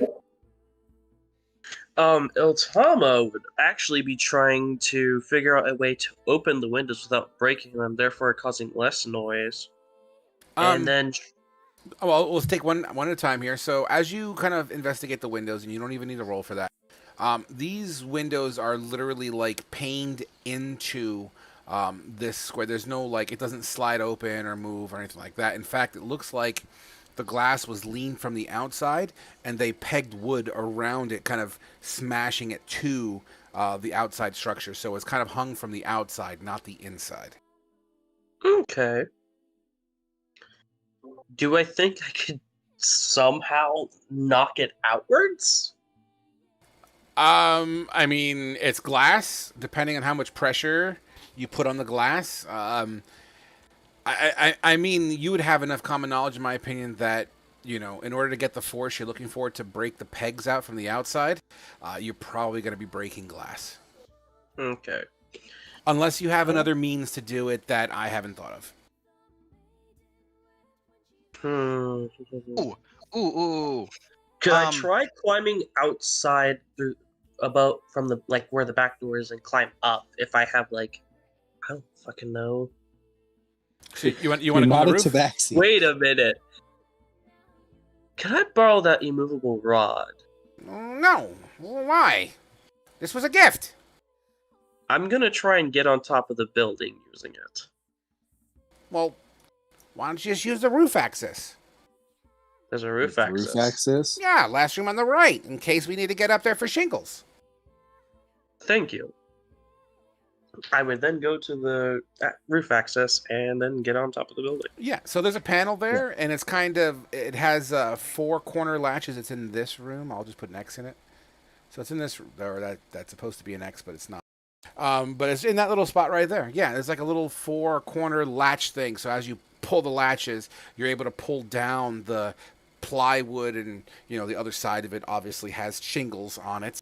And with a little bit of an alley-oop, you can grab and pull yourself up. Alrighty. Alright, All right. so Roof access completely changes everything. All right. So apparently we're going to the roof. Those of us that can do ranged attacks are going to be on the roof, raining hellfire down while y'all hold the stairs. Hey, DM. Yeah. 30 feet from the closest window to Zine and the orc outside. Is that accurate? Or more than 30 feet? There could be an argument to give that. Yeah, that's fine.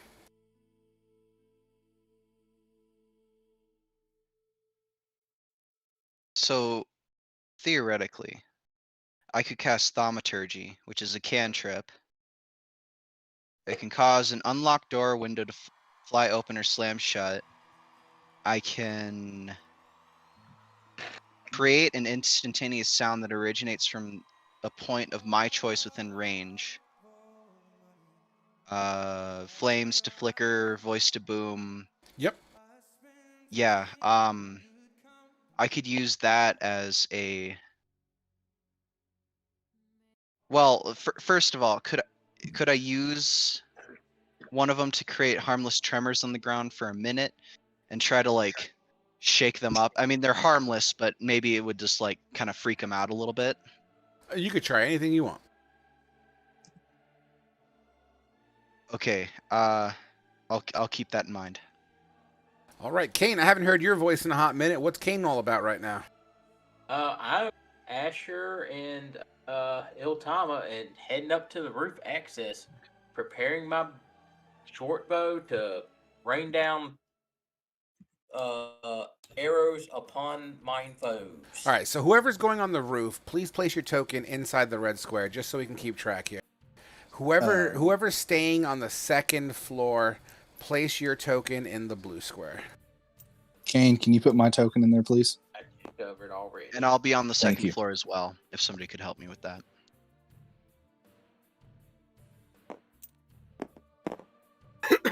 Reen hasn't quite decided yet. It's So I'm what- arranged to help back up on the second floor. Say again? I was like, I'm more ranged, but I can help back up on the second floor. Absolutely. And Reen, always a strategist, huh, buddy? Good stuff. Well, All right. So you divided 3 and 3. Massimo, and you know what? I actually have a token for Massimo, I think. Please hold. Oh, I didn't make a token for Massimo? Guess not. Maybe next time. Here, I'll just use this random... You know, I'll use a dead NPC. Here you go. This guy's Massimo. Just ignore his name. And he'll be on the second floor as well. Now, mind you, as you make your way to the roof area, you have to kind of push through a mother sitting on the bed with her 2-year-old child on her lap, and she kind of holds her with 2 arms and kind of like shielding her as you guys make your way to the roof. excuse me, ma'am. I forgot we're completely nude right now. Well, no, me and you, Otama, put on like togas, Yeah, we have togas, but so like we're not completely naked. when we but- jump up, there's nothing blocking the sight for Yeah. the little girl. I Um, found clothes. Like, Yeah, you did Reen find found actual clothes. You and Reen have actual clothes on, don't you? Yes. As you make your way to the roof, you hear orc speak. Anyone upstairs? Oh, anyone on the second floor? Anyone on the roof speak Orcish? I speak Goblin, but not Orcish. I speak Undercommon. Yeah, Okay. me too. So the answer is no. Okay, got No. it. So you hear orc speak, and another slap across Zine's face. Zine doesn't even react. She seems so out of it and exhausted. She doesn't even scream. Is she considered an ally? Yeah, she's our friend, I think. I would consider her an NPC and a friend. I look at the terminology as ally as people in your active party. Okay, because I was wondering if. Yeah, I know where you were going with that. Darn.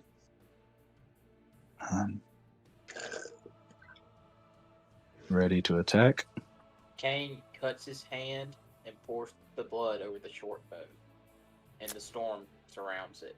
Okay. How far are we? How far are we away from the stand?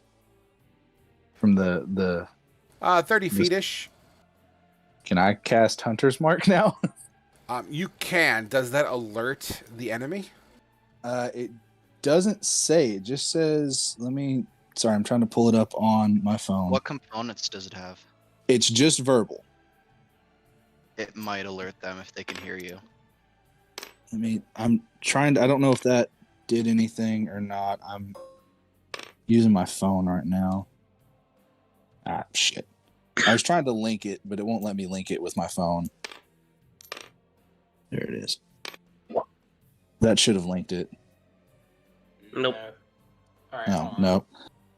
I got it. Hold on. You choose a all right, target you thank see you. within range, mystical mark on your core until the spell ends. Yeah, whatever. Whenever you hit with a weapon attack, blah, blah, blah. Wisdom, yeah. Target drops 0, yeah. Concentration. Creature you choose and see within range, mystical mark, and mystically mark it. I'm going to say that mark is visible. So if people around would see the mark, I'm not going to say he'll feel it go on him, but I'm going to say there is a physical mark that shows up. So I would probably roll out of character. I'd probably roll some sort of perception to see if I see it. Is I guess where I would go with that. Kind of like a red dot scope kind of thing. Okay. Yeah, kind of like a laser. Yeah. Okay. Then I guess I'll hold off on that until we actually roll initiative and join and go into combat. I feel like that's where we're going anyways right now. Yeah. Friend, So- let me take this first shot. Oh, I'll show you what I have trained for. all right. A surprise round doesn't count as our first round at combat, does it? Depends. Because that It depends on how messes with you. my.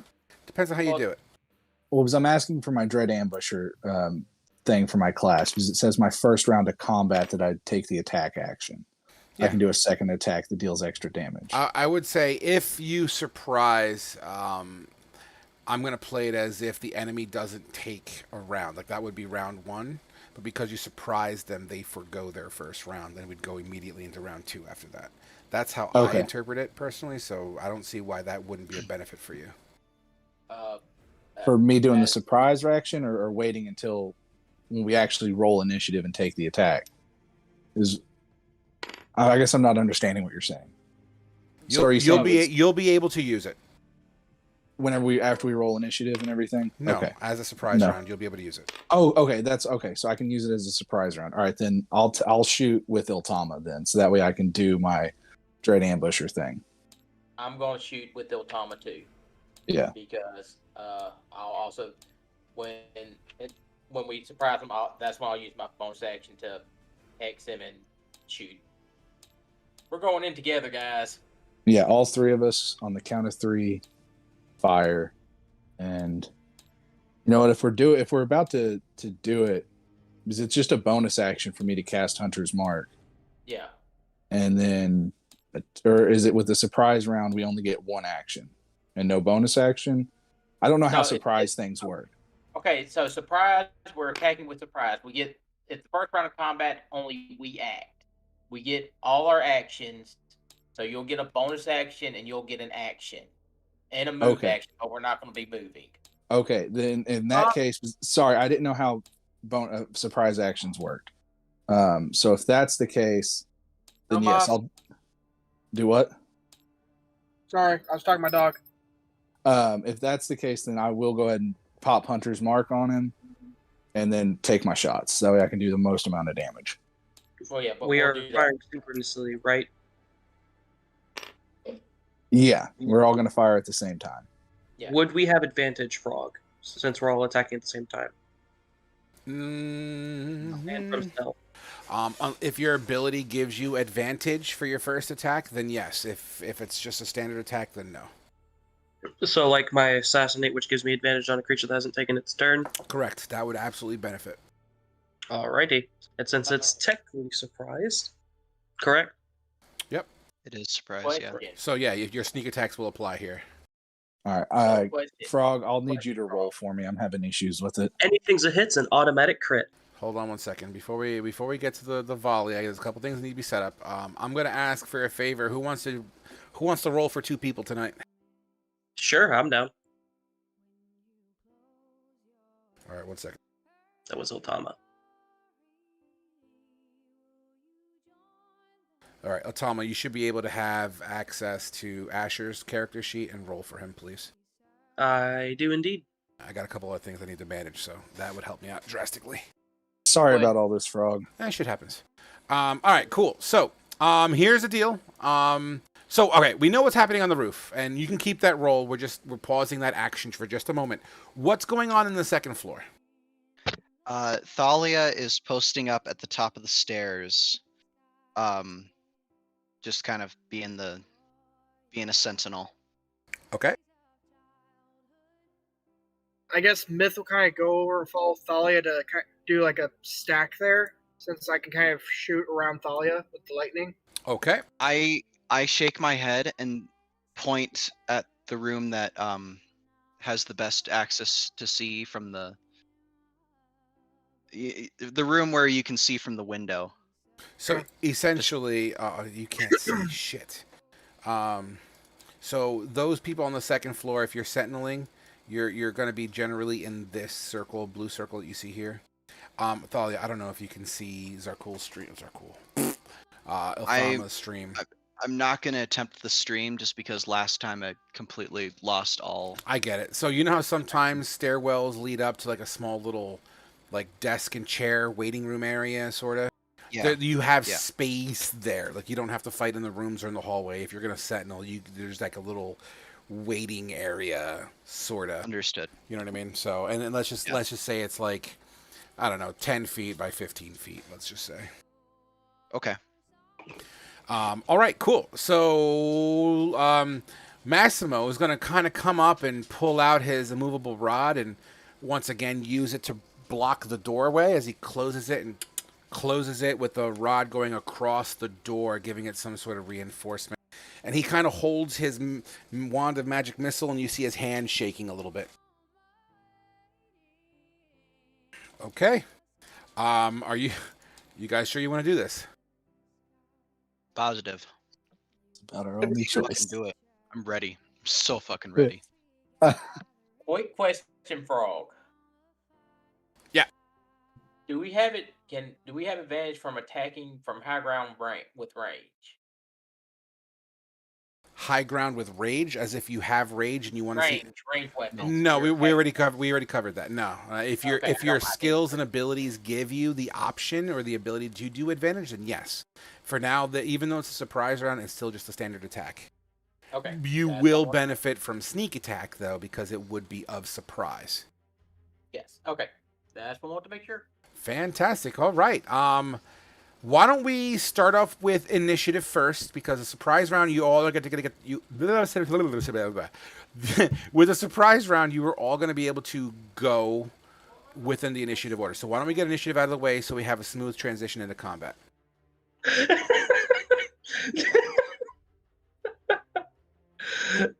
So in order, Asher, Iltama, King, Fate, Myth, and then Mithra. And I have a 12. Oh. Somebody update Thalia's token to 12, please.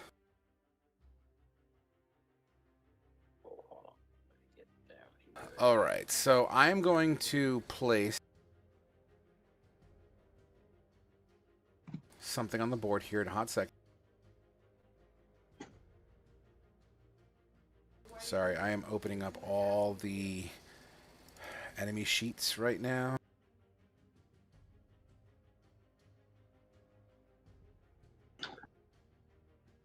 Well, from hell to kingdom come, I guess. Crap, I forgot. How do I do the pop up first so I can change the initiative on the actual character? Click the top bar of my character.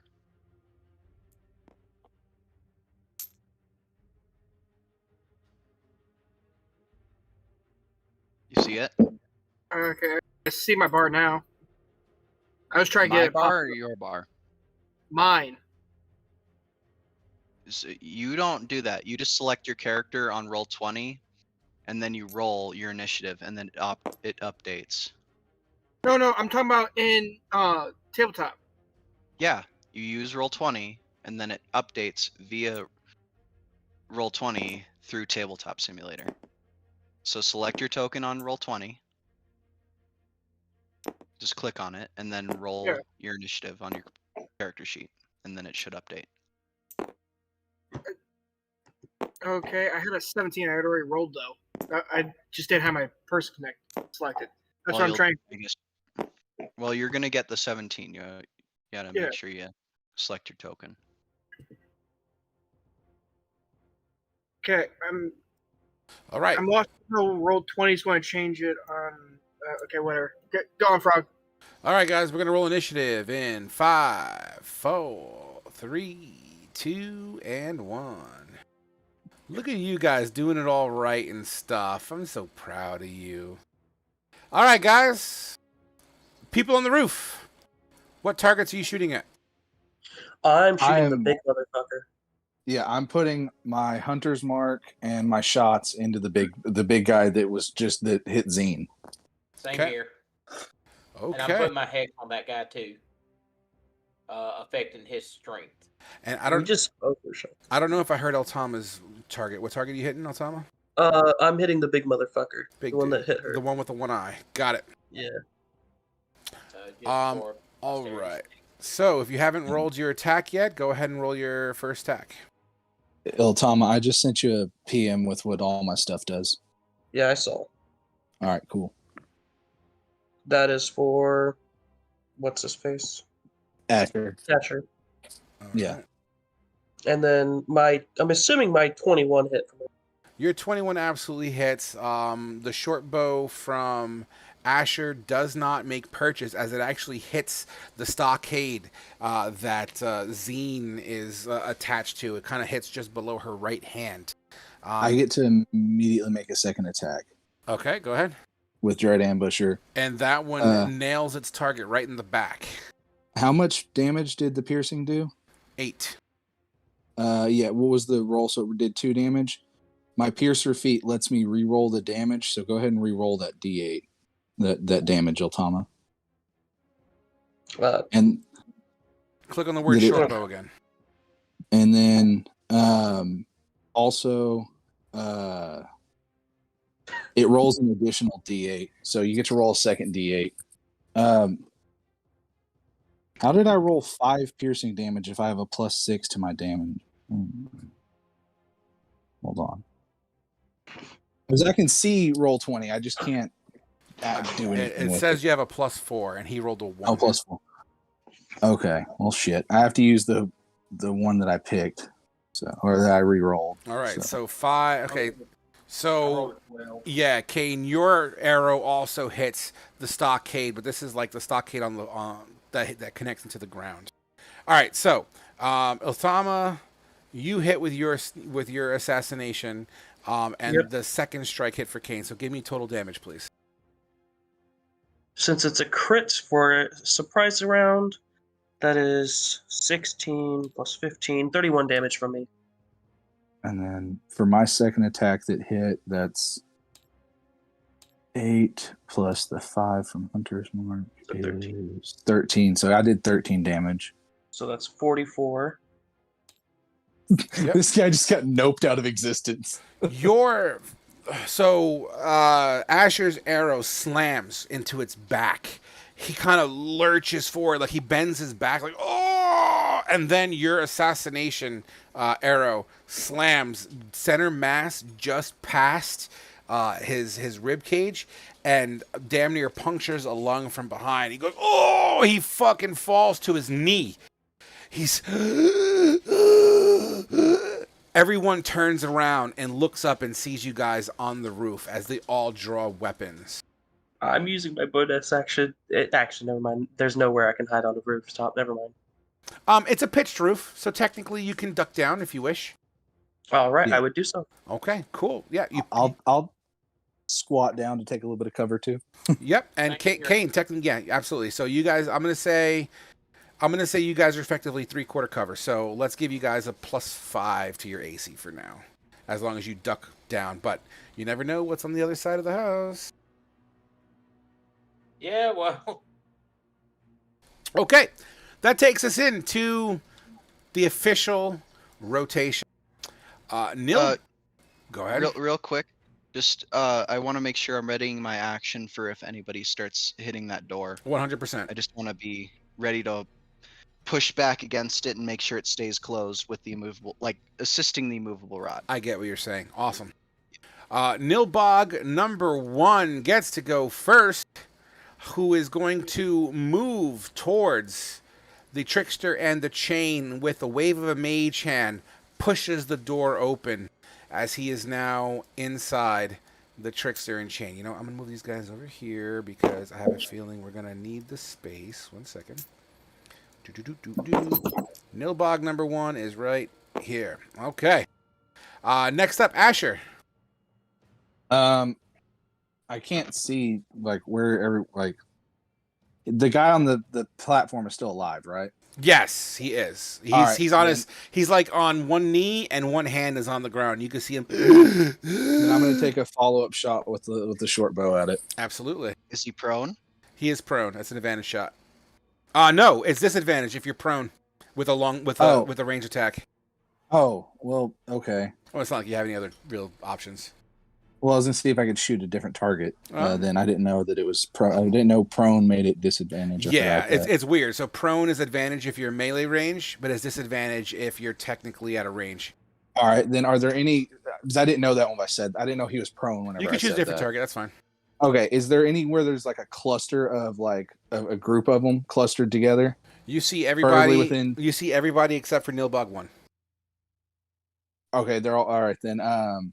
I'm gonna pick a target in the middle and shoot at them. But before I shoot, I'm going. Oh no, I can't because it's a concentration. Then fuck it. Then yeah, I guess I'll keep the shot at the dude that's prone. I don't know if a 13 hits him or not. A 13 nails him right on his chainmail, Right. and it ricochets off.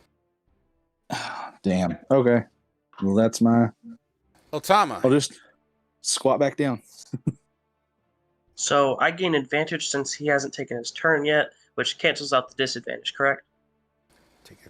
Yes. Yes, I see what you're saying. Yes. Okay, and since I technically have advantage, would I gain my sneak attack or no? Any advantage attack would benefit from sneak attack. But it's not advantage because it's canceled out, right? Oh, well, it's... Yeah. Great. Okay, I'll just disapply my global damage modifier of sneak attack. I don't know. It just says if I gain advantage on the attack. Yeah, technically But it's not advantage. It's not advantage It's because canceled out. correct. Yeah. So I didn't know how you'd rule that since I'm technically getting out of disadvantage. You're right. You're right. You have advantage on the attack, but because he's prone, you get disadvantage, therefore rendering it a natural roll. Okay. Well, it's a crit. So 6 damage. Woohoo! How do you kill him? Damn. What do you mean, damn? pierced You him guys through did his one 44 weapon. fucking damage to him. I didn't know Yeah, how we're much playing real D&D now. We're at level 4. Also, Otama, I think you get sneak attack if you crit anyways. I don't believe that's correct. I believe that's a skirmish. I mean, not a skirmisher. I believe that is a subclass thing. Yeah, it's a subclass that gets it. I can't remember which one off the top of my head though. Excuse me, I did not realize that. Probably the mastermind. I shoot it through its last good eye. From behind, going through the back of its skull, it pops out his eye, and like the arrow has it's like through his head, but it's stuck there, and the arrow's like maybe 3 inches outside of his skull on the other side, and his eyeballs just attached to the arrowhead. Falls over dead. Zine looks up at you and tries to cock a half smile. I give a salute to her. All right, would that be your turn? Fuck it. How far am I from Zine? 30 feet. 30 feet straight, but you're also 15 feet up. So let's just say, if you're looking for a specific range, let's just say 40 feet. Could I potentially, if I had enough movement, get there and then use my cunning action to try and, like, I don't know. Oh, wait, that's a thief thing. Never mind. I take back what I was going to say. Forget I said anything. All right. Nilbog number 3 is going to dash through the door that Nilbog 1 opened up. Everyone on the second floor, you hear the patter of little feet. Hobgoblin number 1 will also charge in. Boom, and then 30 feet. Boom. Leading us to Kane. Do I got eyes on Nilbog 2? You do. I will target him. You target him. Give me a charisma saving throw.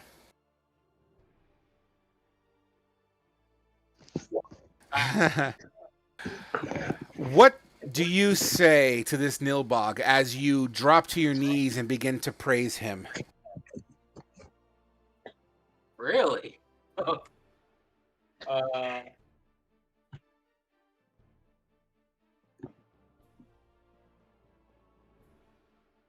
I mean, you're looking up at this, you're looking down at this Nilbog as if he is the shit. You're praising this dude like a rock star. What are you saying to him? Almighty Nilbog of awesomeness, I am undeserving. Fantastic. Fantastic. As you drop to your knees crunching onto shingles on the roof, you put your bow down temporarily, and you're almost in a, we're not worthy. All right, that is your turn, unfortunately. Nilbog 2, looking up at you, he goes, "Nyah!" and he charges into the building.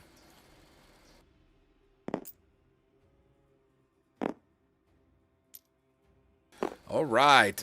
Reen, you're up. As you are on the second floor, I assume assisting Thalia getting ready to strike. Yeah, nothing I can really do right now. Fantastic. Orc number 3 is charging in. Where is orc number 3? Right there. All right, Myth.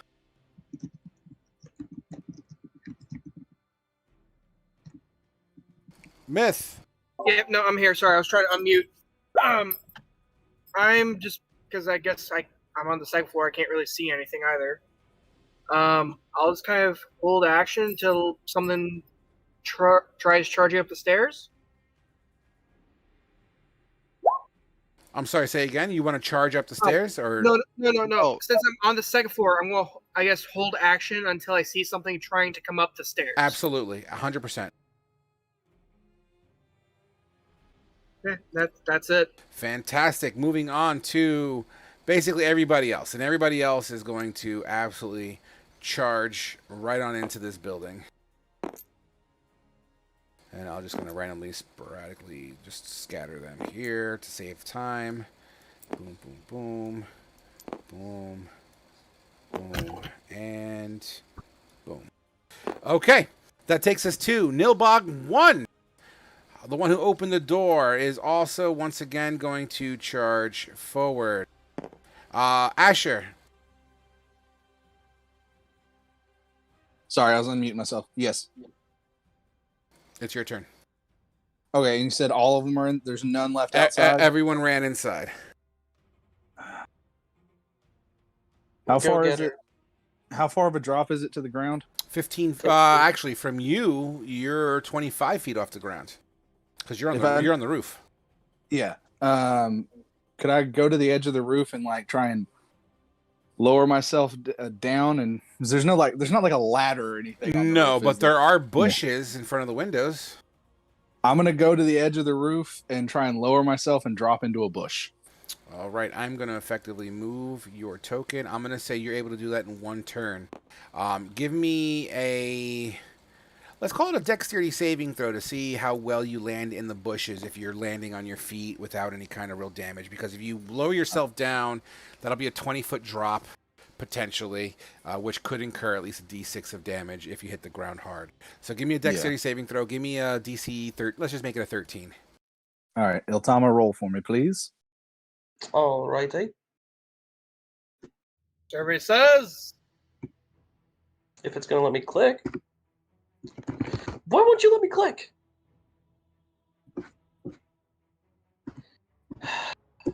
Oh, the suspense. I can try and see if it'll let me do it, but I was having issues with it responding. Here, I'll click on it. 1 second. All right. I rolled you an 8. Sorry, buddy. That's fine. I'll take the damage. I'm gonna roll a d6. As you only 1 damage. As you crunch into a soft bush, but the crunch goes. And you know what?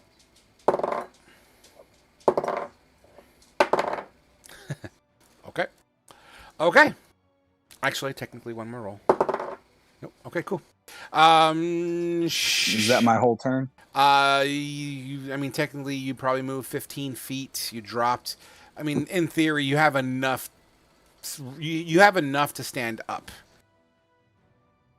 Then I'll just. There's no crouching, but I'll try and like, just get up enough to where I can crouch to like run on my next turn. Okay, absolutely. Yotama, you're up. So you said there's no one. So there's nobody there anymore. I would drop down inside just to start taking pop shots whenever they get through the door. So get onto the second floor again. So you're going down the hole. I'm going to say you're able to have enough range to get into the hallway. You're not going to necessarily be right where Thalia is. On your next turn, though, you could probably do that. Could I use cunning action to take a dash action? Absolutely. Yeah, that'll get you there. Alrighty, I would make sure to be like just 5 feet behind her. Okay. 100%. Absolutely. Fantastic. Would that be your turn? That would be my turn. All right, Nilbog number 3 gets to go. You're welcome to scout out these creatures for me and circle them. 1, 2, there we go. I found them. Boom, boom. As you all loudly hear pitter-patter of feet below, Hobgoblin number 1 gets to go, and he's also going to just haul his ass all the way over there. Okay, which takes us to Kane. Am I still charmed? Can't hear you, Kane. Too far away from your microphone. Am I still charmed? Nope. Okay. Kane will get up like, what the hell? Mother. He drops his bow, draws his longsword and shield, cuts his hand on his longsword to activate the storm, and follows Asher and drops down off the roof. You said you're dropping down with Asher? Yeah. Dexterity saving throw. Let's go, buddy. Okay.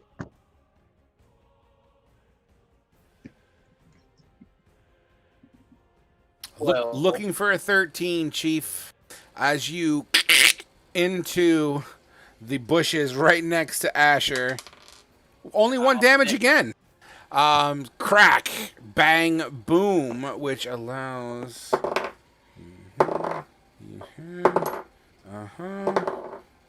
Okay. where did my piece go? Would that be your turn? I'll stand up, and yeah, that should be my movement. All right. Nilbog number 2 gets to go. He's going to dash. 60 feet. Where the fuck are you? 60 feet. There you are. All right. Reen. I think we might need to rush the first floor, guys. What do you think? No. I shake my head. What if they turn around and attack our boys? It'll be 2 versus like 10. In technicality, Reen, because you're backing up Thalia, I don't think you would have known that they dropped into the front yard. Just as far as metagaming is concerned, I don't think you would know that, to be honest. I mean, you would have effectively heard a crash. If you want to take your turn to look out the window to see what that was, then I could reasonably say, like, hey, they're out in front, guys. Wouldn't our rogue friend tell us what happened? I'm sorry? Didn't the rogue come down into us? Technically, he came into you guys. Oh, actually, he would have seen Asher drop down, yeah. Yeah. I would have told him Asher dropped, but I wouldn't have known what the second crash was. Okay, so yeah, I can go with that kind of intelligence. That sounds logical to me. All right, so one guy dropped in. What do we do? I shake my head and stand like ready at the ready. I'm just waiting. I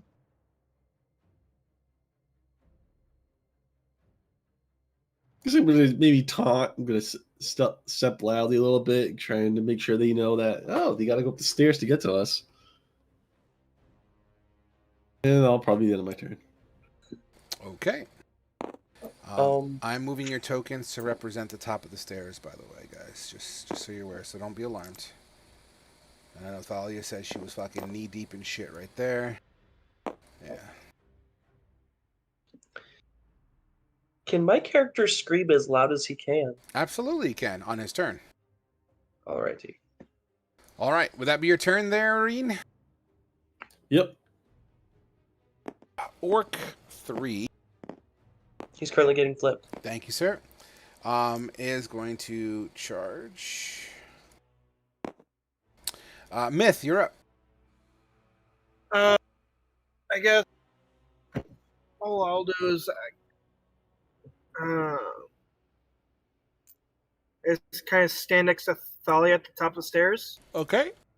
And like I said, just kind of holding action, just kind of like waiting for them to kind of turn around the bottom of the stairs and just to kind of zap them once they do it. But fantastic. Yeah.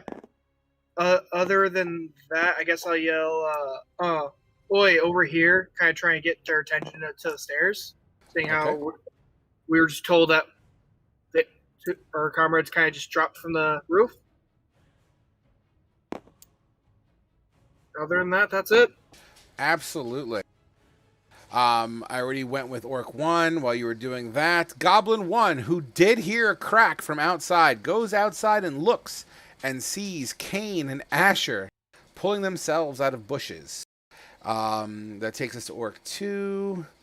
The Goblin would have absolutely said, over here! Orc 2 goes to the window to look outside, sees you, and draws a... What does he have as a secondary?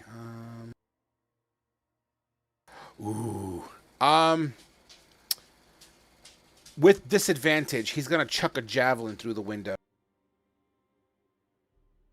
A 13 slides into the bushes. Kane and Asher, you see a javelin land right between you two. They're on to us.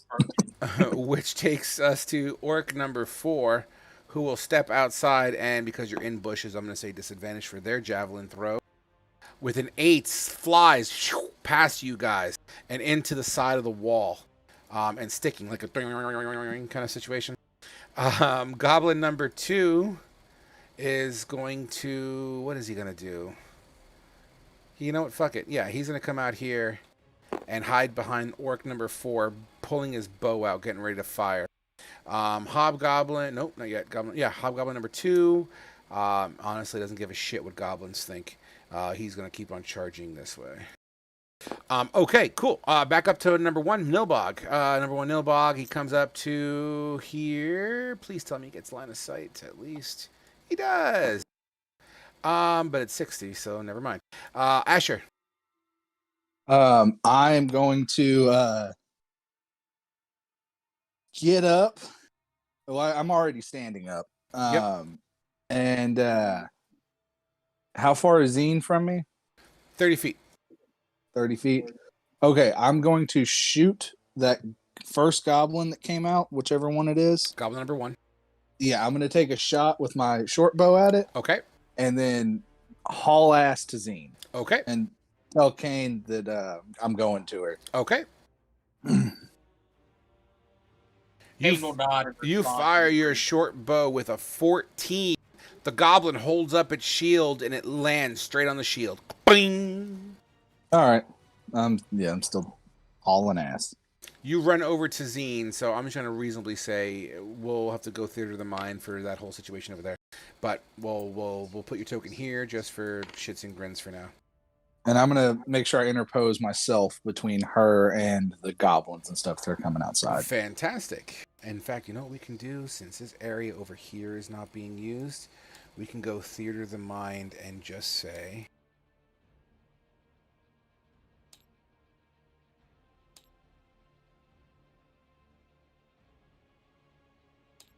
All right, give me 1 second here, buddy. So we said 30 feet. Let's just call that minus 10 because whatever. So let's just say you're right over here. And Zine is technically right over here. All right. Good. Actually, what am I doing? I have a fucking token for Zine. I have a token for Zine. Oh, cool. I thought I had a token. Yes, I do have a token for Zine. Yay! Whoop, Yeah, we've seen it before. whoop. There it is. Boom. Okay, Remember cool. When she took apart on an atomic level the hobgoblin? Yeah. Yeah. Or no, it was a bugbear that she dismantled. Yeah, right. All right. Yeah. Let's take it to Elthama. I would ready an action at this point to fire an arrow at the first thing that tries to open the door. Beautiful. Nilbog number 3, who's over is going to move his full distance here with a dash looking up the stairs. He's actually crouched down a little bit. Hobgoblin number 1, thank you, sir, will charge 60 feet right. Let's just say right there. No, fuck that. That's 55. He's going up the stairs. You finally hear a set of footsteps coming up the stairs, guys. Hobgoblin number 1, that was that. Kane, you're up. Okay. Kane's going to go and attack Goblin 1. Awesome. Make it happen. And yeah. Longsword. With a 25, Yeah. you slash into this creature, doing 10 damage. How do you kill it? Kane just runs over and just springs down the long sword and slices it in half, and looks to the orc behind it. Fantastic. As you cleave straight through, keeping your forward momentum, you kind of give a growl as you head towards orc number 4. Would that be your turn? Yeah. Nilbog number 2 gets to go next. So for that, Whoever's talking is robotic. Yeah. Can't hear you. Can't hear you. Can't hear you. Say again. It was Kane. I think he was just trying to. Better? No, that No. wasn't me. Oh, it's That's incorrect. incorrect.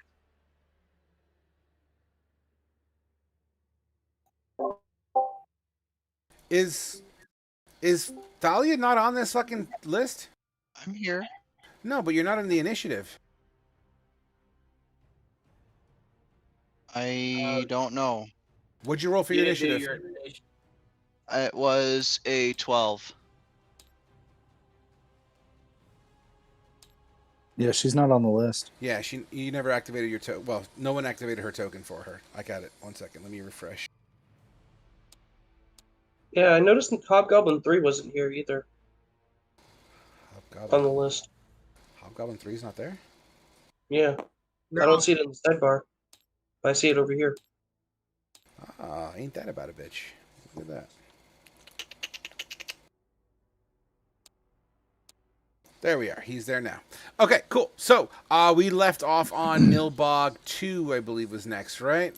Who's actually going to hear the cries of his brethren. Well, go ahead. I was gonna say before that, I guess since you can hear me now, I had held my action until one was trying to come up the stairs. Yes, but the door's closed. Oh, I thought. Okay, my bad. I thought there wasn't. Didn't realize there's a door there. Okay, my bad. Never mind. Disregard. Yeah, they got the immovable rod blocking the door from opening, and Thalia is basically like Gotcha. holding No, it shut too. gotcha. My brain didn't work. I didn't realize the door was there. My bad. No worries. All right, so Nilbog 2 then, he's going to retreat a little bit to assist his brethren. And let's just say he's going to do a 60-foot dash back this way. In goblin tongue saying something. All right, cool. So next up is Reen.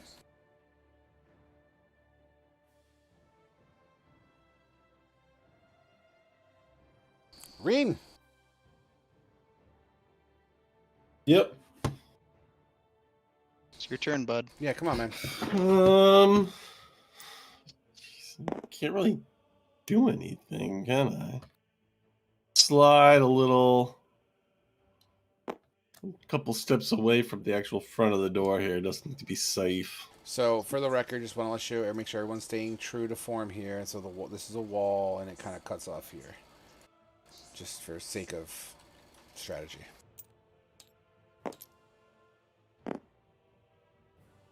All right, cool. That's it for you, Vreen? Yep.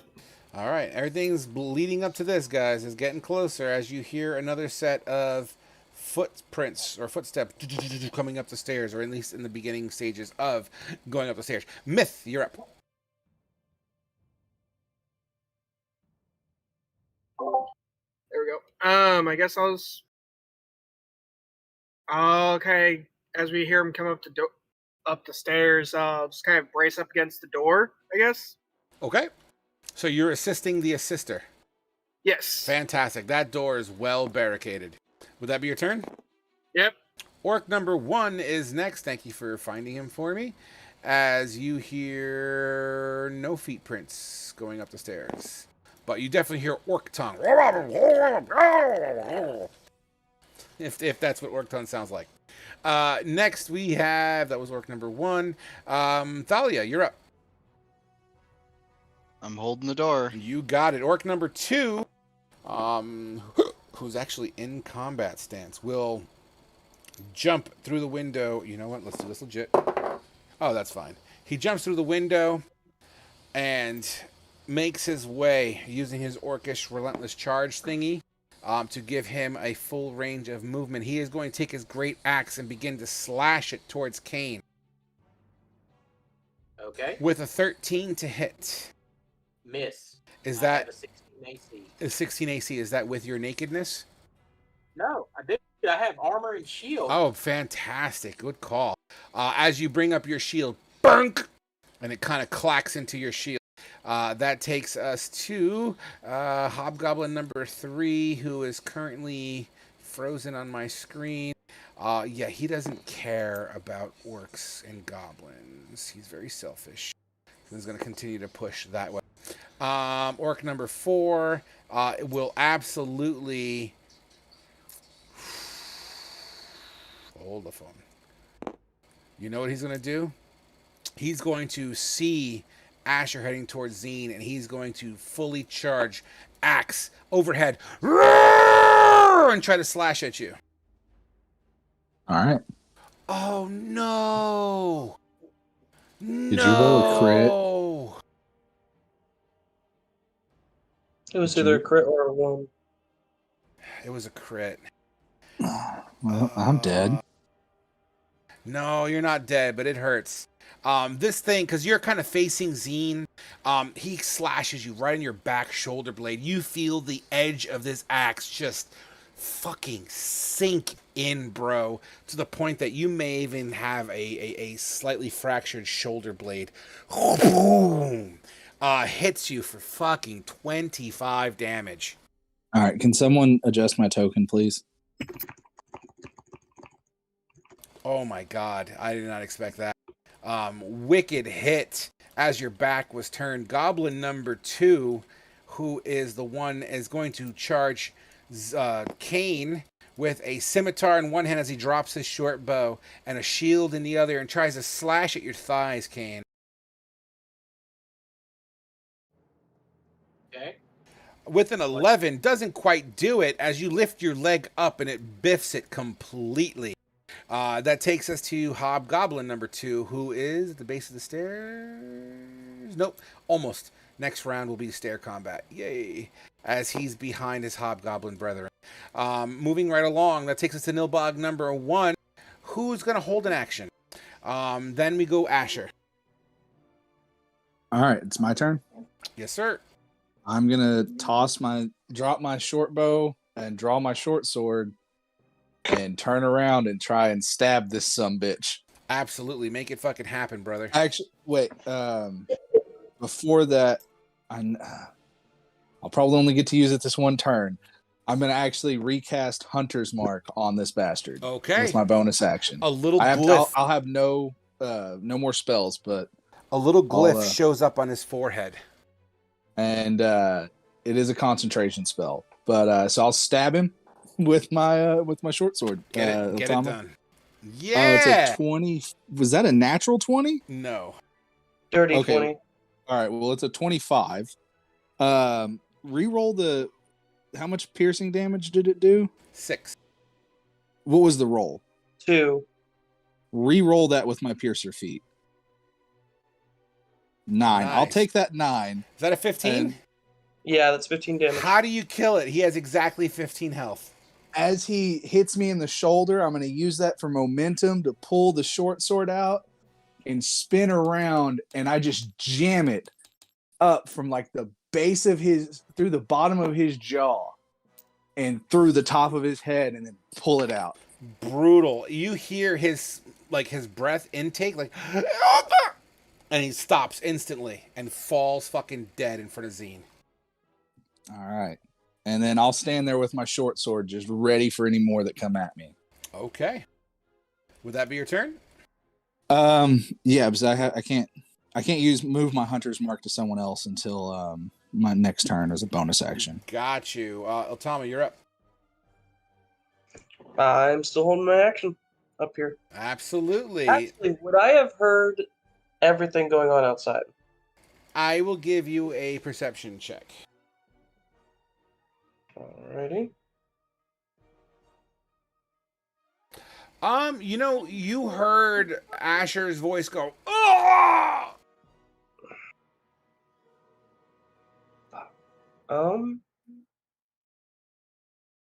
Well, okay. Yeah, that changes a few things. He heard it though, not everybody. Correct. You Just guys him. are actively holding it down. He's the one in a position that he's like, he's kind of backing you up, but he's keeping an ear open kind of situation. Because I don't know what Kane is doing. Correct. I don't know. Drop down with him. My character would... Fuck it. I'm going to sprint and use cunning action to get 90 feet of movement. Would that give me enough to get on back onto the roof and possibly drop down? Not drop down, but you'll be able to get to the peak of the roof where you started the last time.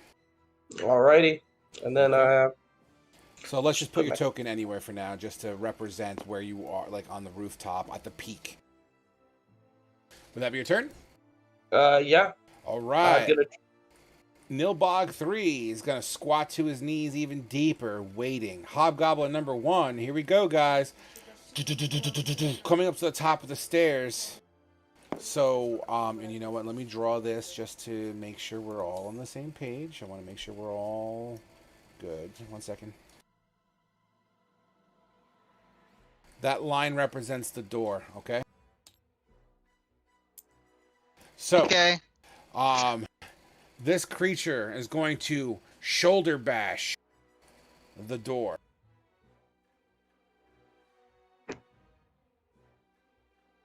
You guys feel and hear boom, but the door holds strong. Okay. All right, going next to Kane. Okay. Let's see. Is there anyone outside? Oh, okay. There is this orc and a goblin 2, correct? Orc 2 and goblin 2. I will attack orc 2. Orc number 2, make it happen. With a 12 on Orc 2, you kind of have a tell when you swung your sword. The orc with 2 hands pulls up his battle axe and kind of blocks your longsword attack with the wooden shaft of the battle axe. Okay. That's my turn. Ah, bummer. Nilbog number 2. Oh, he's over here, isn't he? Yeah, you know what? He's gonna fucking do one of these Jones over here and have eyes on Kane, isn't he?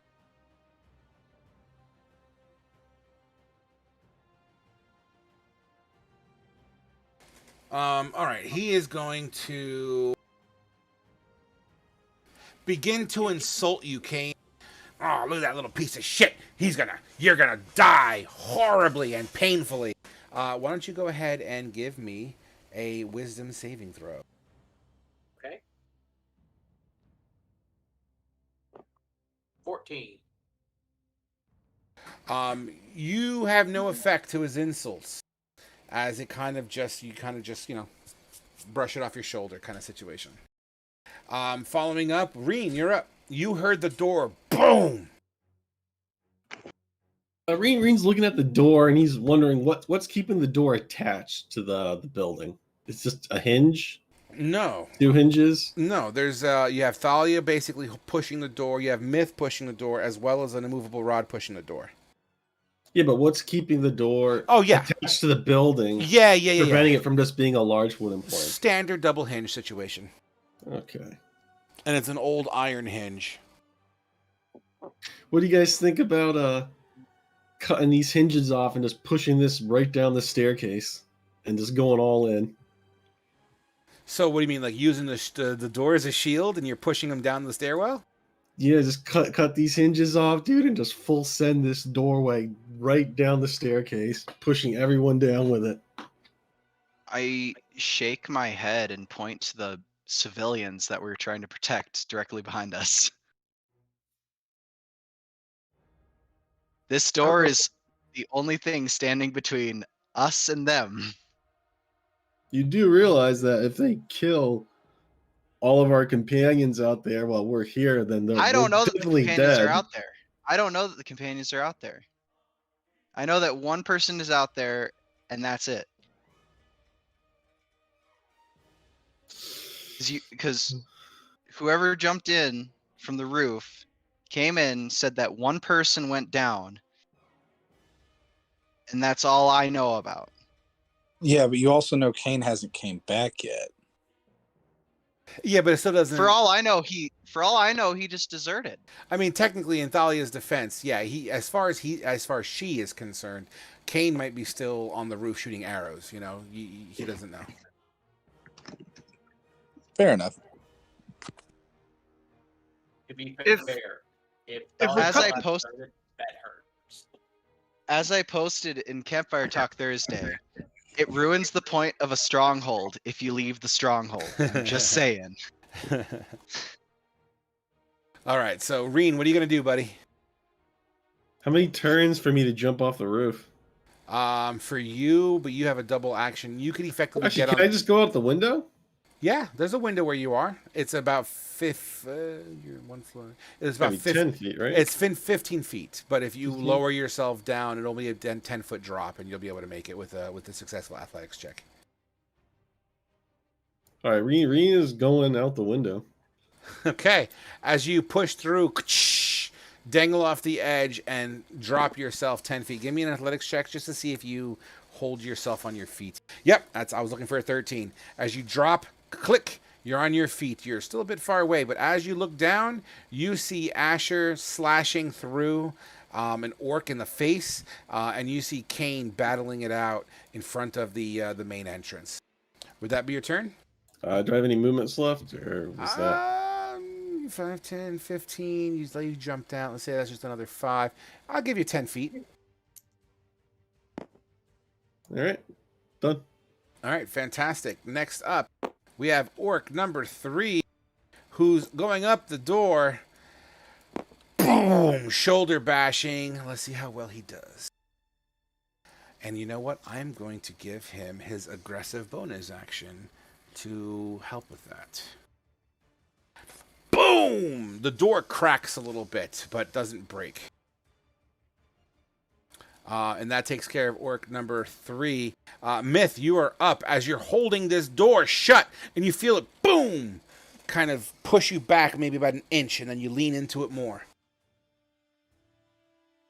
Okay, you said the door started to crack. You heard it crack a little bit. Like, it wasn't something significant, Okay. but the door does appear to be weakening somewhat. Okay.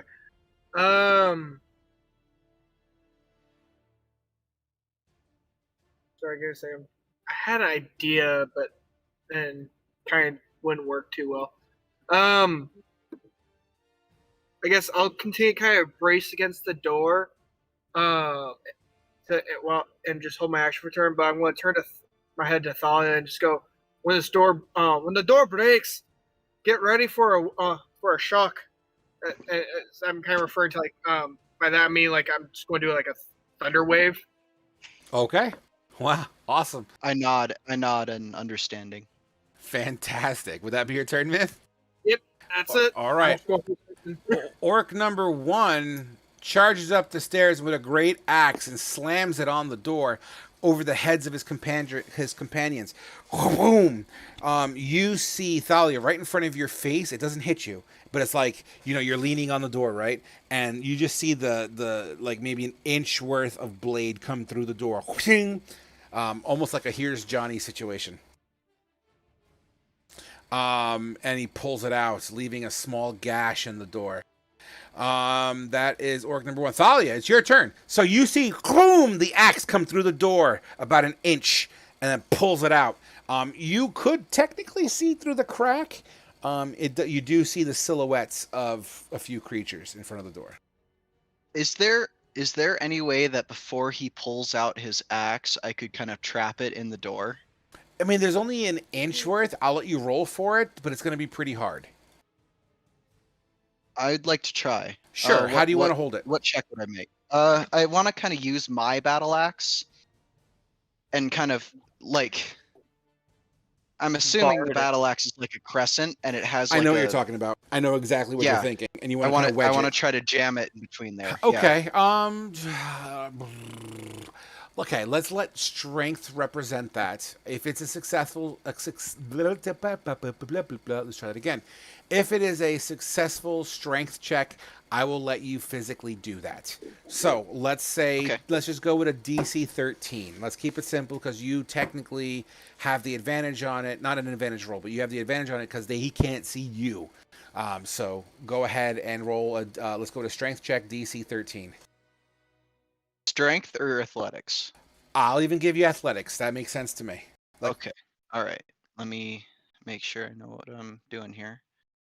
Okay, +5. That's not great. It's a 9 total. As you try to slide your blade down, it pulls out before you're able to get in that hinge.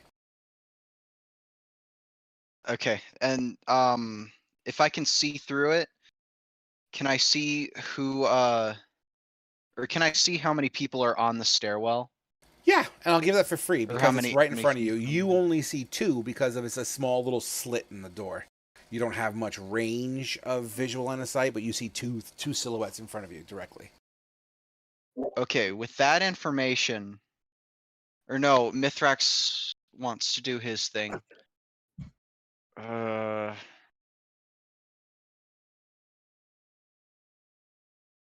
I'm gonna hold up the number 2 on my hand to Mithrax. And he can clearly see that I'm looking through the hole, so Oh yeah, 100%. yeah, communicating that. All right, would that be your turn? How far out did the blade come? Only about an inch past the door. Nothing crazy. The door is So solid wood. if he decided to move it over a little bit to say about where my shoulder is, would that go into my shoulder? No, I'm pretty sure you're smart enough now that you saw an axe come through a little bit. You're probably not going to lean. You're probably going to keep as Okay. little body as possible against that door. I'm assuming. Yes. Oh. So yeah, then that will be my turn. All right. Just waiting. I'll ready my action. Or no, I already did an action. So yeah, I'm done. All right, fantastic. Orc number 2 is going to take that great axe and try to swing at Kane again. Doesn't do it, Kane. As you take your long sword and you kind of use the hilt and redirect and guide the axe to the ground, as it lands and thuds into the ground. Hobgoblin number 3 is going to continue pushing towards those stairs and put it. Well, he goes around the corner, so 40 here, and then 20 up.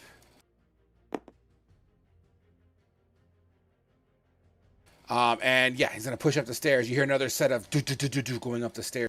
That's Hobgoblin number 3. Goblin number 2, who's next to Kane, will move 5 feet to get a flanking bonus on Kane.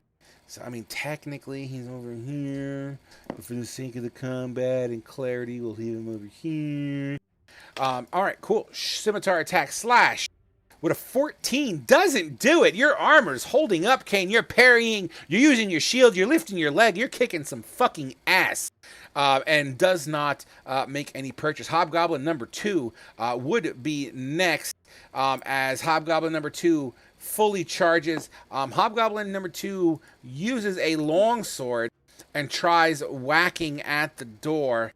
And all you hear is a thud. Nothing comes through as he's trying to slash a door with a longsword because he's a fucking idiot. Which takes us to Nilbog 1, who's going to continue to hold an action. Asher, you're up.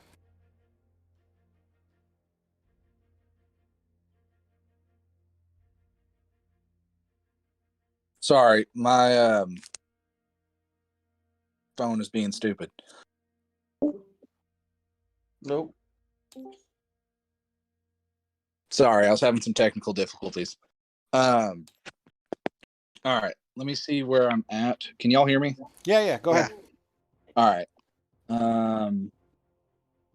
And there's Zine, the way she's in the stockade thing, I imagine there's like a lock or something there. Yes, on it? there is an iron hinge latch and it has a padlock on it, or at least whatever this world's equivalent of a padlock would be. I'm gonna take my short sword and just try and smash into it to break the lock. Okay, so a short sword of your quality, it's going to be hard. I'll let you roll for it. I'm gonna need a decent DC. Let's call it just roll, and I'll tell you if you get it. Okay. You want- We'll make it let's make it athletics. Let's say you're using your heft to get into it. Okay. With the 12, it goes clink, and it makes a big spark, but it does not release. Shit. I'll just tell her I'll be right back and run back over to my friends. Okay, you roll. You're gonna run next to Kane. Yeah. I guess you do it in a smart way. So let's just say you're right here because you're ranged and you don't want to. Yeah, intelligent wise, that's what you'll probably do. Okay, cool. Would that be your turn? I assume it was my action to try and break it. Yes, unfortunately. So I will use my bonus action to move my hunter's mark onto the orc that was attacking Kane. 100%. Orc number 2 hunter's mark. Got it. Would that be your turn? Yeah, that'll be it. Well, Tama, you're up. You're at the peak of the roof. You are able to jump down.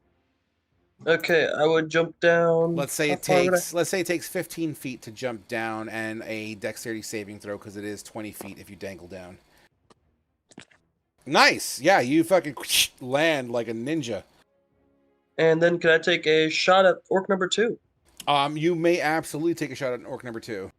As you jump down, it's like, oh, beautiful. It's like you cock your bow as you're fucking falling, and right before you hit the ground, you release the arrow, thump, nailing this creature for 10 damage. This arrow sinks right into his lower back ribs. He's hurts a lot, but he's still standing as he kind of grabs the arrow and he just pulls it out, throws it on the floor. He spins. He spins to look at you. Any chance that was a surprise? I mean, you'll have sneak attack, but it's not going to be in a. What do you mean surprise? Why? What would you get? Because you got sneak attack and you got your attack hit. So. Because any surprise creature's an automatic crit. No, he's in combat. There's no surprise here. Surprise only applies out of combat. Correct.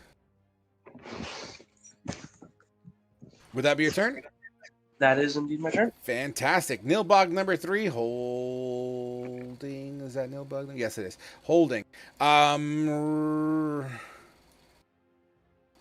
You know what? Nilbog number 3, through the slit in the door, Thalia, you see a green mystic hand come through, and it kind of reaches down looking for like a lock, and he's trying to like unlock the door or something like that. Is it solid? No, it's like it's a mage hand basically, as it kind of sips through the crack in the door, and it's kind of like imagine breaking into a house. So you punch the window, and you're trying to like look for the handle. Yeah, kind of one of those situations. Does it have substance? Like, can I prevent it from doing that? I don't think so. It's a mage hand. It would probably pass through, but he can't find shit anyway because there's no real lock on the door. He doesn't know that there's a immovable rod there. So okay. Yeah. So that takes care of him. Hobgoblin number 1, I believe that's the dude at the top of the stairs. He is, as he tries to shoulder with advantage from his friend. The door cracks a little bit, but doesn't seem to give yet. Pretty bad rolls there. That takes us to Kane.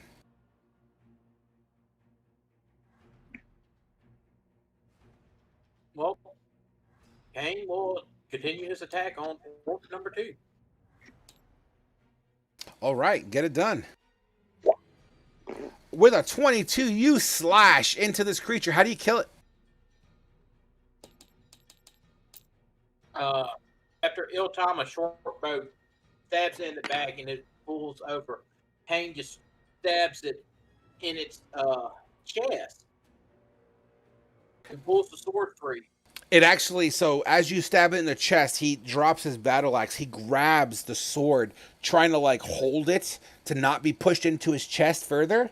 And you not only slash it into his chest, it slashes through his hands as you push through it, so it cuts his hands open as well, and eventually stopping his heart instantaneously. He falls dead. That was shocking. That'll be your turn, Kane? Kane will turn to Asher and it's like, Asher, is there a problem? Can I talk now, or do I have to wait till my next turn? I mean, if you have something quick to say back, that's fine. I'm okay with that, but nothing like you're not be able to say a complete essay. Yeah. There was a lock. I couldn't break it. Need someone stronger. Well done. Kane nods and he will bolt towards Zine. Absolutely. As you do that, Kane, give me a wisdom saving throw. Okay. 13. Just making it as you hear the Nilbog tell you a really crude joke in a language that you don't know. A dirty joke that involves 2 orcs and a dragonborn female. Use your imagination. But nothing happens, so that happens. As I run away. Reen, you're up.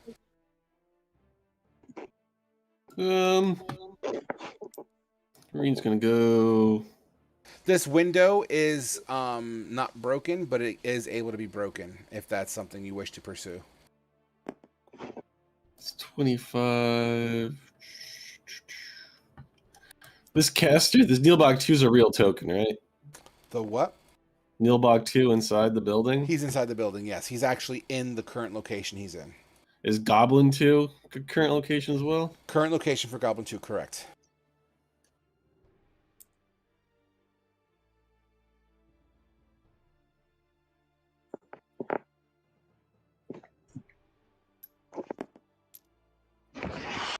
Here, I'm gonna break the window.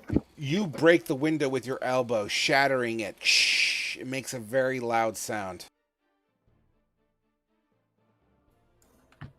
And I'm going to door's still holding. I'm just gonna keep moving. I'm gonna move one more. So you just broke the window for the sake of breaking the window. Got it. Yep. Like, fuck this. I'm gonna do something. That sounds like a very ring thing to do. Orc number 3. He's the one on top of the stairs. Yep, he's going to continue to try to shoulder with advantage. Yes, with a 17. Boom! The top. So, okay, so follow me here, guys. Whoever's at the top of the stairs. So you have this, you have this immovable rod that's kind of in the middle of the door. So as this orc shoulders, it's almost as if the immovable rod is acting as a fulcrum at this point, and the door begins to snap like you're folding a card in half. It doesn't break completely, but you see a noticeable crack going from left to right, and the integrity of the door as the hinge snaps begins to kind of like push over down on top of you, but it's not fully there yet. Like you think one more good shove from the top is probably going to give out this door. Granted, the immovable rod is still there, holding the bottom half up, but the top half seems to be cracking and giving out under weight. I kind of nod at Mithrax, as if indicating maybe now's the time. All right. That was, I believe that was Goblin Orc number 3, rather. That was over. Where are you? Myth, you're up. Yep. You don't have visual yet. I'm going to proactively say that the door's cracked. It's absolutely giving out, but it's still up enough to block line of sight. You could, in theory, just fucking bring the door down, but that would be an action. But nevertheless, I mean, it's absolutely able to be manipulated by you, whatever you decide to do, but it's still technically blocking your line of sight for now. Okay. Sorry, I'm trying to. I need to double check on how, because. Okay. Yeah. The most. I guess I'll kind of turn to Thalia and tell her to back up as I try to just brace the door by myself, hold action, because what I'm wanting to do is the thunder wave, but if the door's still together, it won't really affect the orcs on the other side. Well, technically, and I'm just gonna, I don't mean to metagame here, but Thunder Wave is an AoE, and anything that's loose does get pushed as a result. So I wasn't sure because the door is still technically attached to the hinges. That's where I was. The bottom is attached to the hinges, but the top one seems to be giving out. So the integrity is absolutely weakened, 100%. And like I said, forgive me, I don't mean to metagame, but I want to make sure you know all your options. Okay, no, I appreciate that. That's what I was basically waiting on. Was basically a hinge to fully give or whatnot. Yeah, no, I'll I guess tell the Thalia, turn Thalia and tell her to hold on in there, or just kind of yell, hold on for her and the. Is that when he still the NPC with the missile one behind us? Yeah, he's chilling. He's got his magic missile just shaking in front of him. When you say to hold on, I nod and like kind of clench my teeth, close my eyes, and just get ready for whatever you're doing. I know you're gonna do something, but I don't know what it is. Yeah, I guess with that. And hopefully, the halfling behind us kind of gets the implication that something's gonna happen here. Yeah. I guess with that, I'll go and try to do Thunderwave. Sure, link it. 1 sec. I can't spell that. Level 1. Yeah, why did that not? That's all right. I got to show a spell description. 1 second here. Okay, thank you. All right, so we're looking at a Constitution saving throw of DC 11. Oh, that's kind of weak, bro. But let's see what happens. You never know. All right. So do I make it as well? You don't get affected because the way Thunderwave works, it's a square, I believe, in front of. Hold on. Thunderwave from each creature. Yeah, 15-foot cube originating from you. So technically speaking, and I'll draw it out. A lot of people have this misconception that it's an AOE in a cone or in a circle, but it's not. Believe it or not, it's actually 5 feet out and 5 feet out, and it actually does one of these bits.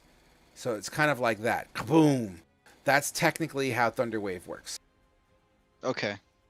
All right. So as you kaboom that fucking Thunderwave, I need to make some rolls. So yep.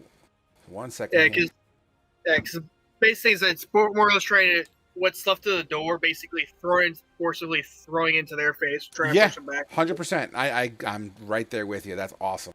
All right. So 1, 2 hobgoblins and 2 orcs. Let's do the hobgoblins first. And we'll go from closest to the door to furthest from the door. Constitution saving throws. 1. Okay. And let's just do the orcs. I'll keep you guys in suspense for a minute. So we'll do closest to the door to furthest from the door. Dude. Okay. So hold on. Let me read the rest of the spell real quick here. By the laughing, this is either really good or really bad for us. Okay. So, okay, roll your damage first. Let me see what I'm working with here. I think actually it's 2d8. Yeah. I'm sorry. It was already on the. Oh, it was 15. It was 15 before. I'm sorry. My fault.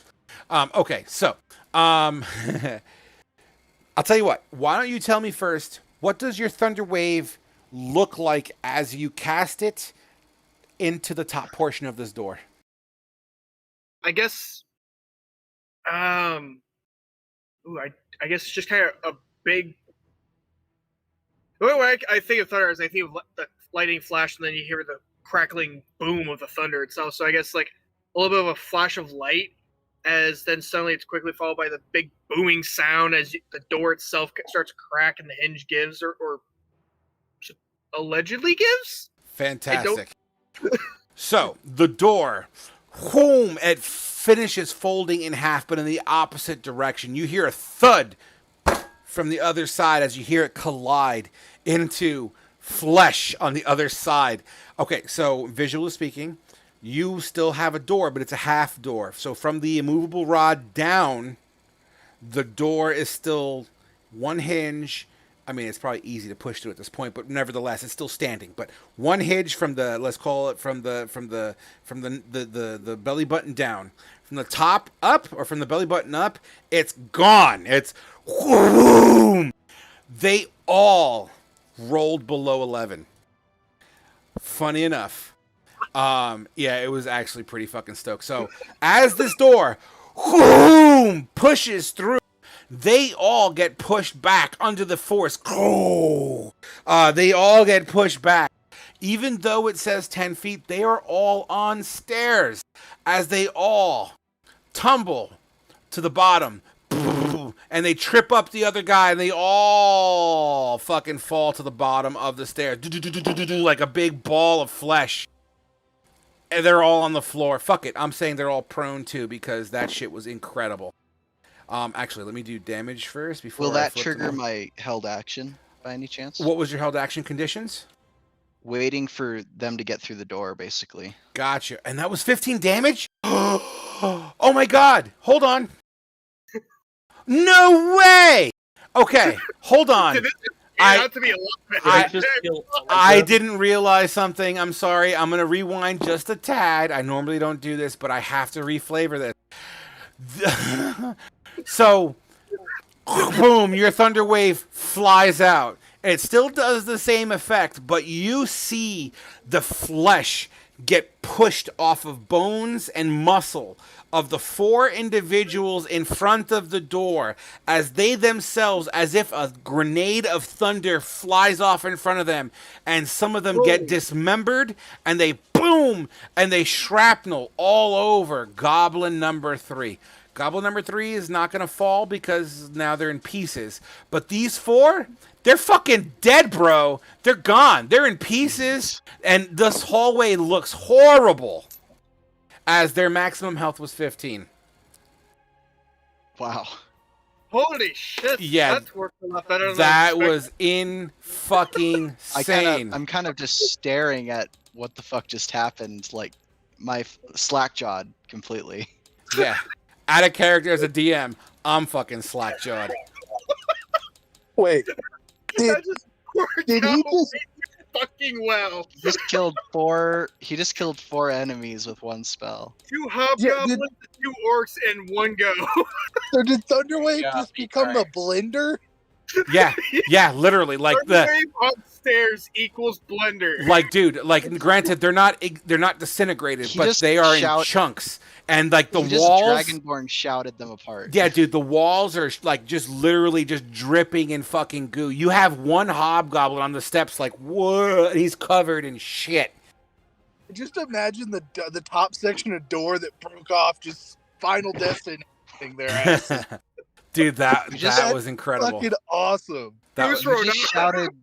You just- You You Fusro just dogged shouted him them into apart, pieces. pretty much. yeah, dude. Jesus Christ. And granted, remember the door from the belly button down is still intact, but the top of the door is at the bottom of the stairs in front of Nilbog 1. You know what? After seeing that, Nilbog 1 and Nilbog 3. Hold on 1 second.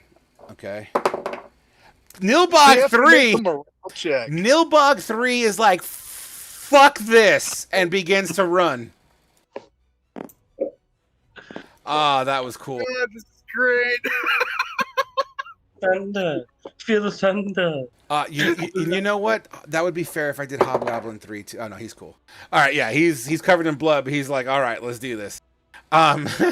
Okay. So That's all I got. so that happened. Just in case anyone missed it, that happened.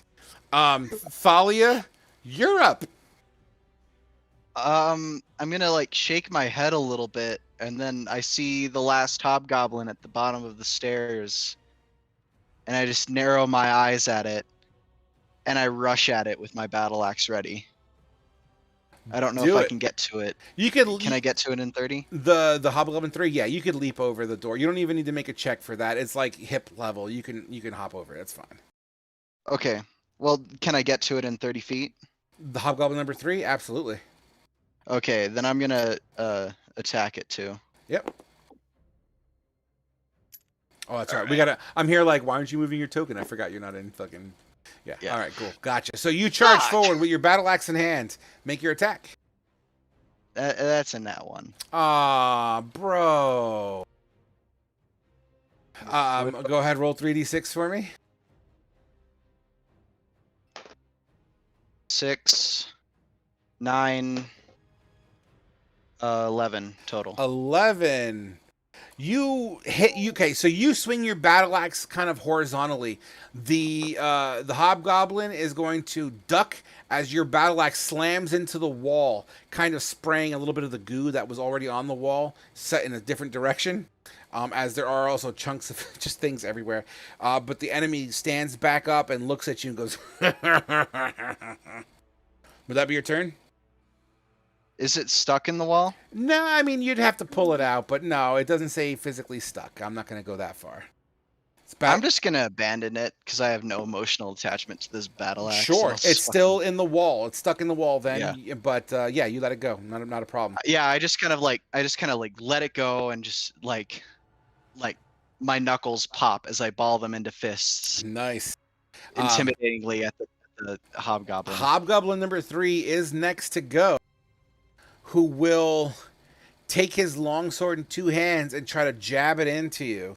Not doing much of anything as you kind of dodge the side a little bit. I guess there's a little bit of blood dripping in his fucking eyes from that last thunderwave. You're calculating my AC as a 12, right? Not a 16. Yeah, right? I rolled a 7. Okay, just making sure. Yeah. As you kind of parry out to the side, and yeah, he kind of wipes his eyes off too, like fuck, shit, I can't see, even though he says that in a tongue that you can't quite listen or comprehend. Nevertheless, Goblin number 2 is next, who is outside, I believe, next to Asher. Kane, you moved away last turn. I forgot to do an attack of opportunity, but I'm not going to hold you accountable to that because that was my bad. But Goblin number 2 will run up to Asher and try to attack with a scimitar. With an 18 to hit. Yeah, that hits me. Wow, Asher's having the shit end of the stick on this fight for 7 max damage, slashing from a goblin as it sinks into the innards of your thigh. I'll have to make a constitution or a concentration check because I am still concentrating on Hunter's Mark. Absolutely. I don't know how that works. I believe that is a fail. 1 second here. I don't It's know how it 10 works. or half the damage. Whatever is higher. 10 or half the damage? What do you mean by that? So so like say an assassin crits you and he, like for instance what I did, 31 damage. It's either the half of the 31 damage, which would be like 15 or 16 depending on how you round it, or 10, whatever is the higher number. Gotcha. So it would have been 10. So he would have failed here. Yeah. So I lose Hunter's Mark. You absolutely do, as it dissipates because you just took a nice chunk to your inner thigh. Nice. Yeah, how many health points do I have? You have 11 left. Okay. Well, I know what I'm doing this turn. Nilbog number 1, who now has eyes, who would have actually held an action, but I forgot to say it, so I'm not going to hold you accountable to it. He is going to...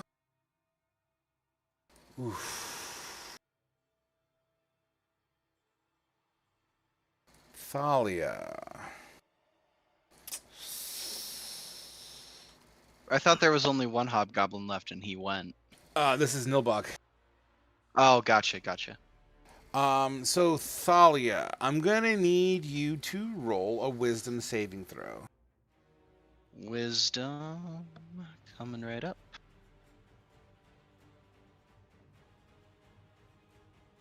I'll be right back. That is a 13.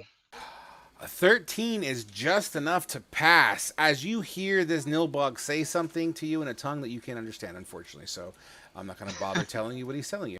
That takes us to Asher. You're up, buddy. So there's the goblin right in front of me that just stabbed me, right? Absolutely.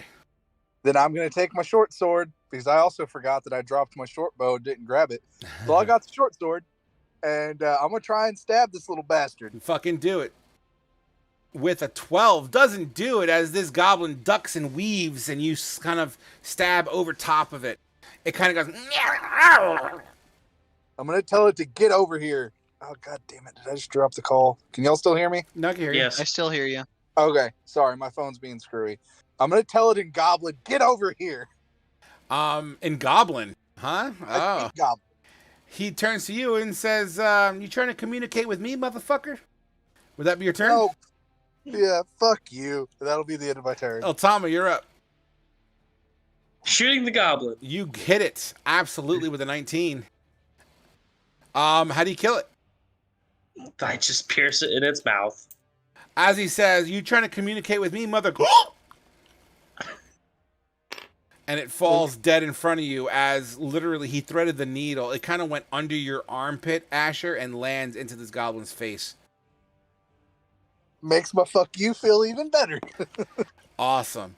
That takes us to Nilbog 3, who's in the process of running away, and sees the open. Ooh, that's not the right measurement. There we go. Does he see anybody? Does he see anybody? There's an argument that could be made to Reen. Let me see. No, he does not see Reen. Okay, he is done. Kane, you're up.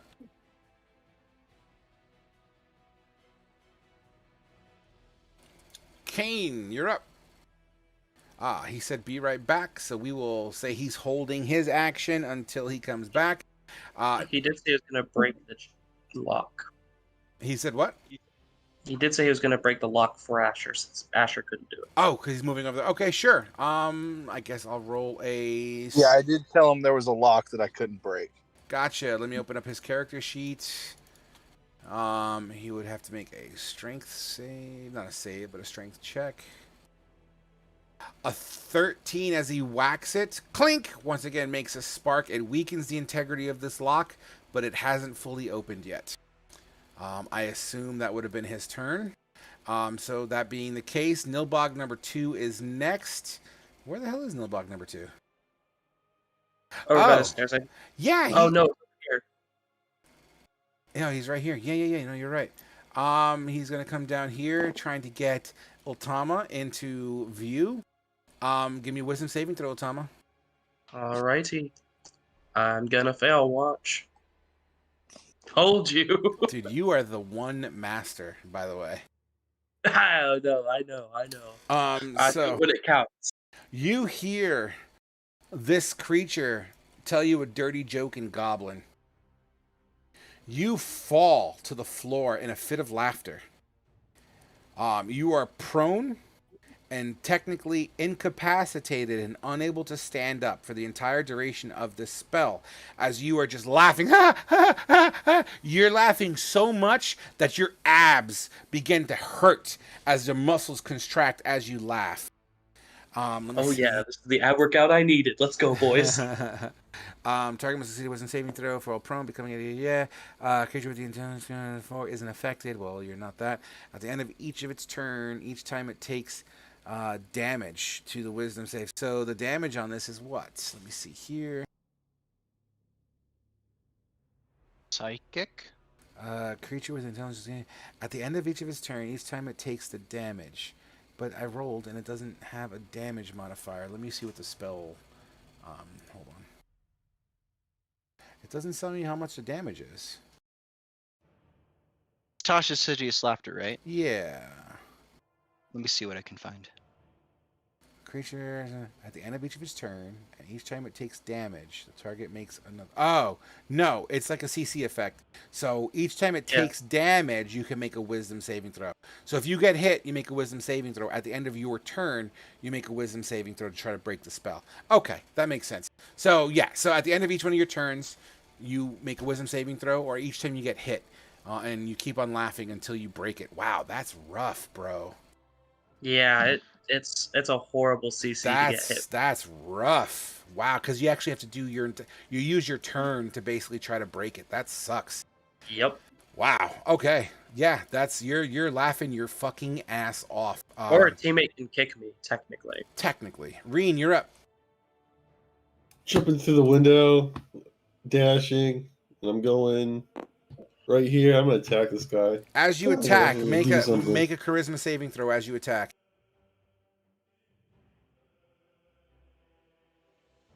Oh, good. You don't feel the charm of this creature as you're just fully focusing. You're swinging, and is that a nat 1? Give me 3d6, Chief. Dude, I don't know what it is. Everyone's rolling ones these days. You should have seen yesterday's table. Fucking ones galore. With an 8 on melee, you fall prone. You jump over. You didn't realize that as you jumped, you clipped the window and a piece of glass got stuck at the bottom sole of your foot, and you make a step and it pierces through the sole of your boot, forcing you into your fucking bottom of your foot, and you kind of fall prone and trip under your own weight as you're like, ah, what the fuck?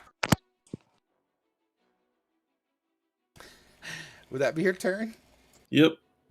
Dude, I'm sorry, Reen. Myth, you're up.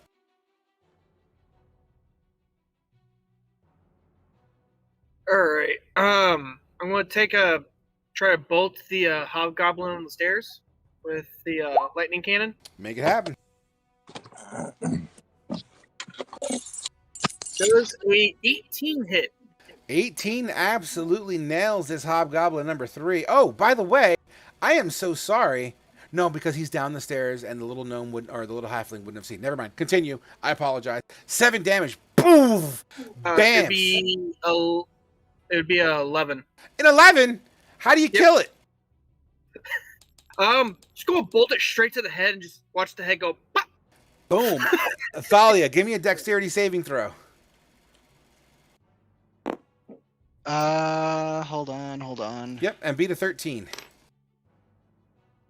I did not beat a 13. I got an 8. You got brain goo splattered all over you as this dude's head shatters like a watermelon under the, in a Gallagher show. Doesn't even phase her. Absolutely. Would that be your turn there, Myth? Yeah. The body thuds to the floor and begins to roll down the stairs with the other fucking pieces of debris. Talia, you're up, man. So there's a Nidhogg. A Nilbog. Yes, there's a Nilbog at the bottom of the stairs. I'm gonna run up to it and reel in back a punch. All right, give me a charisma saving throw. Charism, you say? There we go.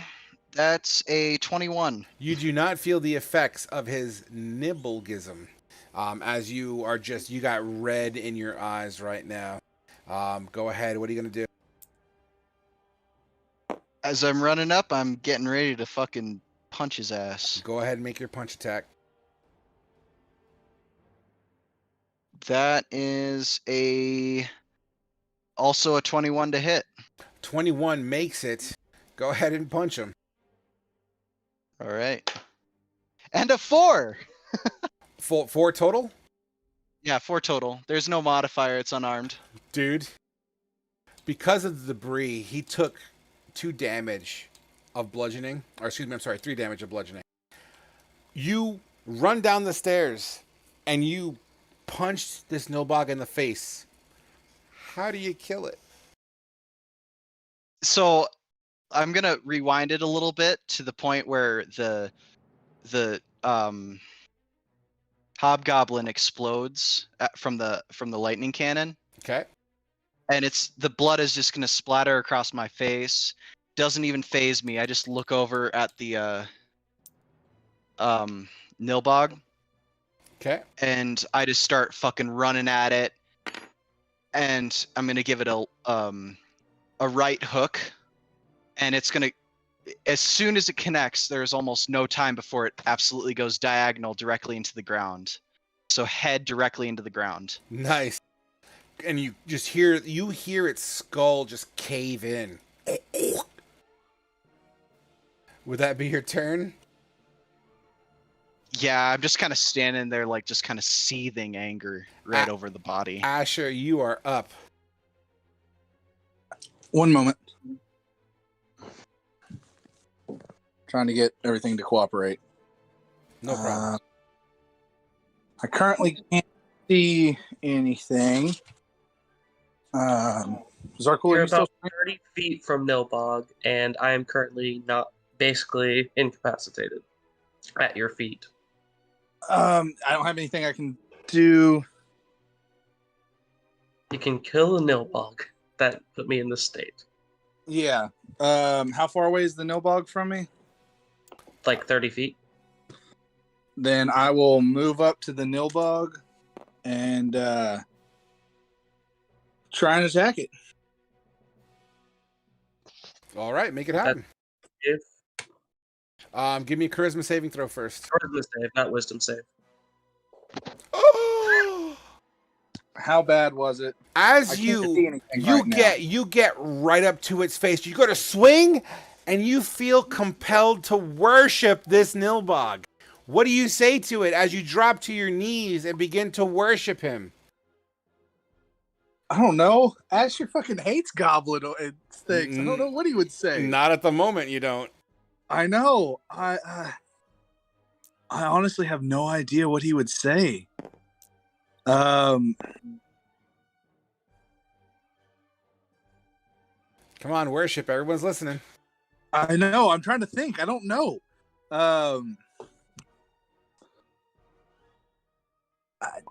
He drops and starts like bowing to him. Okay. That's good enough for me.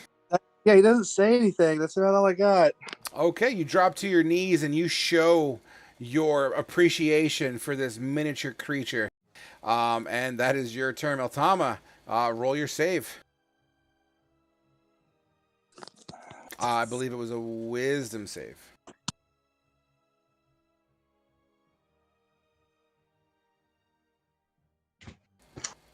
Roll.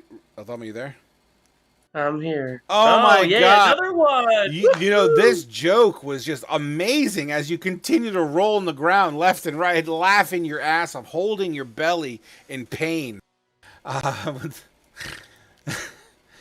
Fuck me. Nilbog number 3 is going to take next to Reen. He's going to lift up his scepter and try to bring it down with advantage onto Reen's head. With a 16 to hit. That hits. That hits? Oh shit. I think what's hide armor? Give me, because with chain I had 18. I took 2 off to go to 16. So I think that's right. So You had it. It was a 4 penalty for me because I had chain and then I went. So I was at 16 and I went to 12. Hide armor is a 12. And then you what's your dex modifier, Fate? 2. 2. So yeah, you're at a 14 right there. And do you have anything to add on to your AC at all? Do you have any kind of defensive A fighting? shield. You have a shield on, so that's a 16. All right, so it was right then. All right. Roll. Yeah, it appears that way. All right, so with a 16 to hit, yeah, that click brings it right down on the top of your forehead for... Oh, nice. Right between your eyes, just on the top crown of your nose, whap, the scepter comes down on top of you for 8 bludgeoning damage. It reels and goes, nah, laughing at you as you begin to bleed from your nose. Perhaps you have a broken nose. And it's going to use its nimble escape and bonus action fucking disengage. And actually use its movement. Fuck that. Oh, well, no. Bonus action to disengage, movement 30 feet. No, that's correct. Okay, cool. That's Nilbog 3. Kane, you're up. Is Zane free? No, you swung last round. You didn't do a strong enough hit. But the lock does look pretty weak now, so chances are if you swing at it again, it might come loose. Go for it. Swinging at the lock. Make it happen. Give me a strength check. What about athletic? Can I do athletic? Or athletics, yeah, I'm sorry. Oh, yeah. Ping! With a large spark, this fucking padlock falls to the floor. You could use the rest of your action, let's just say. You could lift up the stockades to free Zine. Lift up the stockade and free Zine. Absolutely. Zine, as she's now free, falls to her knees and hands. And she's looking in pretty rough shape. Would that be your turn? I turn towards Nilbog 1 and just stand between it. Well, I think Nilbog, or is that Nilbog 3? Nilbog 3 technically is in the building. I know that's weird from where you guys are. It got moved. Okay. I just kind of sit there with her and guard her. Fantastic. Nilbog 2 is up, and that's the one in front of Asher, who's currently... Hold on. Does Nibblegasm mean you're on prone as well? Hold on 1 second. Turn until the end of the creature. Next creature turn this way must use action to praise the Nilbog. The Nilbog can't regain. Okay. Okay, good. You're not technically prone. So, Flavor, you're on your knees bowing, but it's not considered prone. Okay, so what is he going to do? He's going to bonus action disengage and use his movement to get 25 here and then 5 feet. Try to use the corner of this bar as cover. He's going to lean over like fucking creepy little it in the sewer. And he's going to tell you a dirty joke. Give me a wisdom saving throw. All right. Not only are you praising this thing, you are now in a fit of laughter, prone on the ground as your abs crunch and hurt. You can't seem to stop laughing. This fucking joke is a killer, guys. Does that mean it lost its concentration on mine? Yes. Yes. What was the joke, Frog? I speak Goblin. What was the joke? Oh God. Really? Okay. Yeah, I speak Goblin. If they have to come up with a way to worship, I think you have to come up. Yeah. With a All joke. right. So. I want a good one. If it's making me So. Oh God. Oh shit. Hold on. yeah.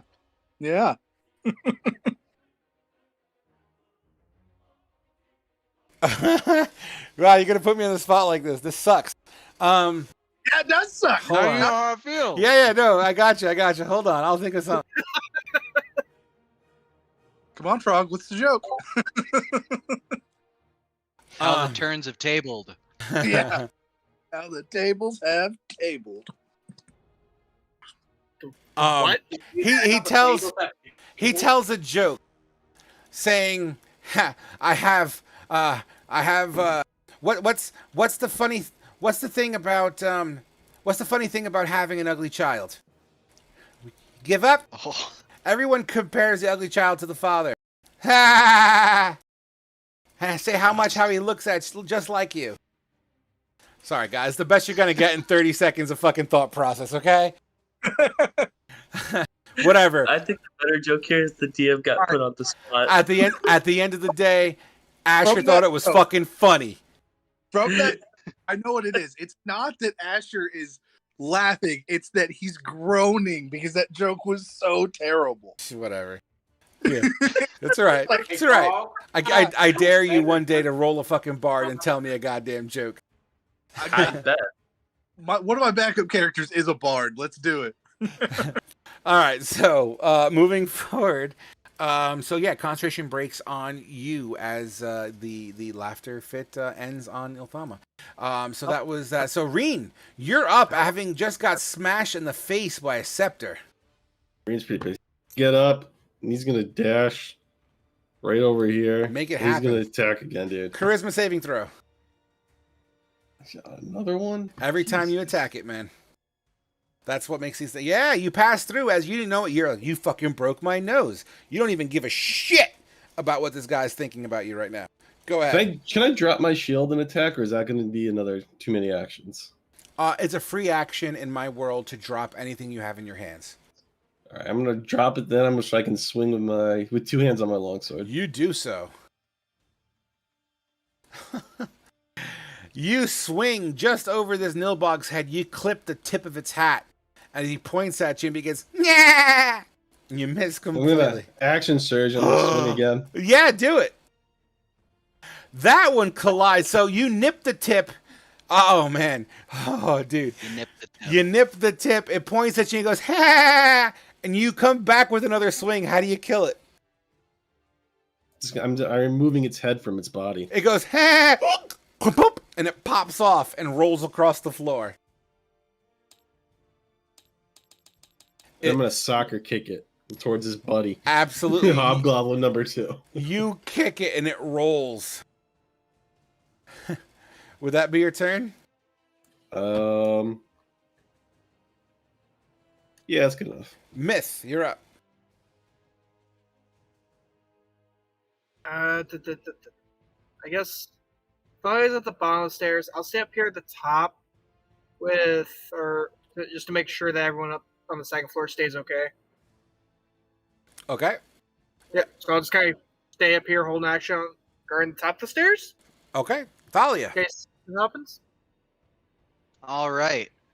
Thalia sees the corpse of the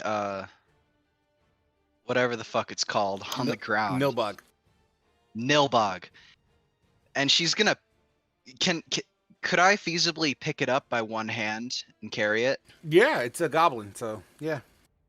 Okay, I'm gonna pick it up by one hand and run outside and survey what's going on out here.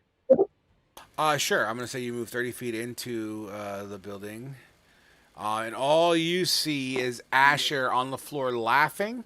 You see Reen having just kicked a Nilbog's head across the floor as it rolls like a bowling ball. And technically from your angle, you wouldn't see Nilbog number 2 ducking behind the bar, but it's there, but your character technically doesn't know it's there. Okay.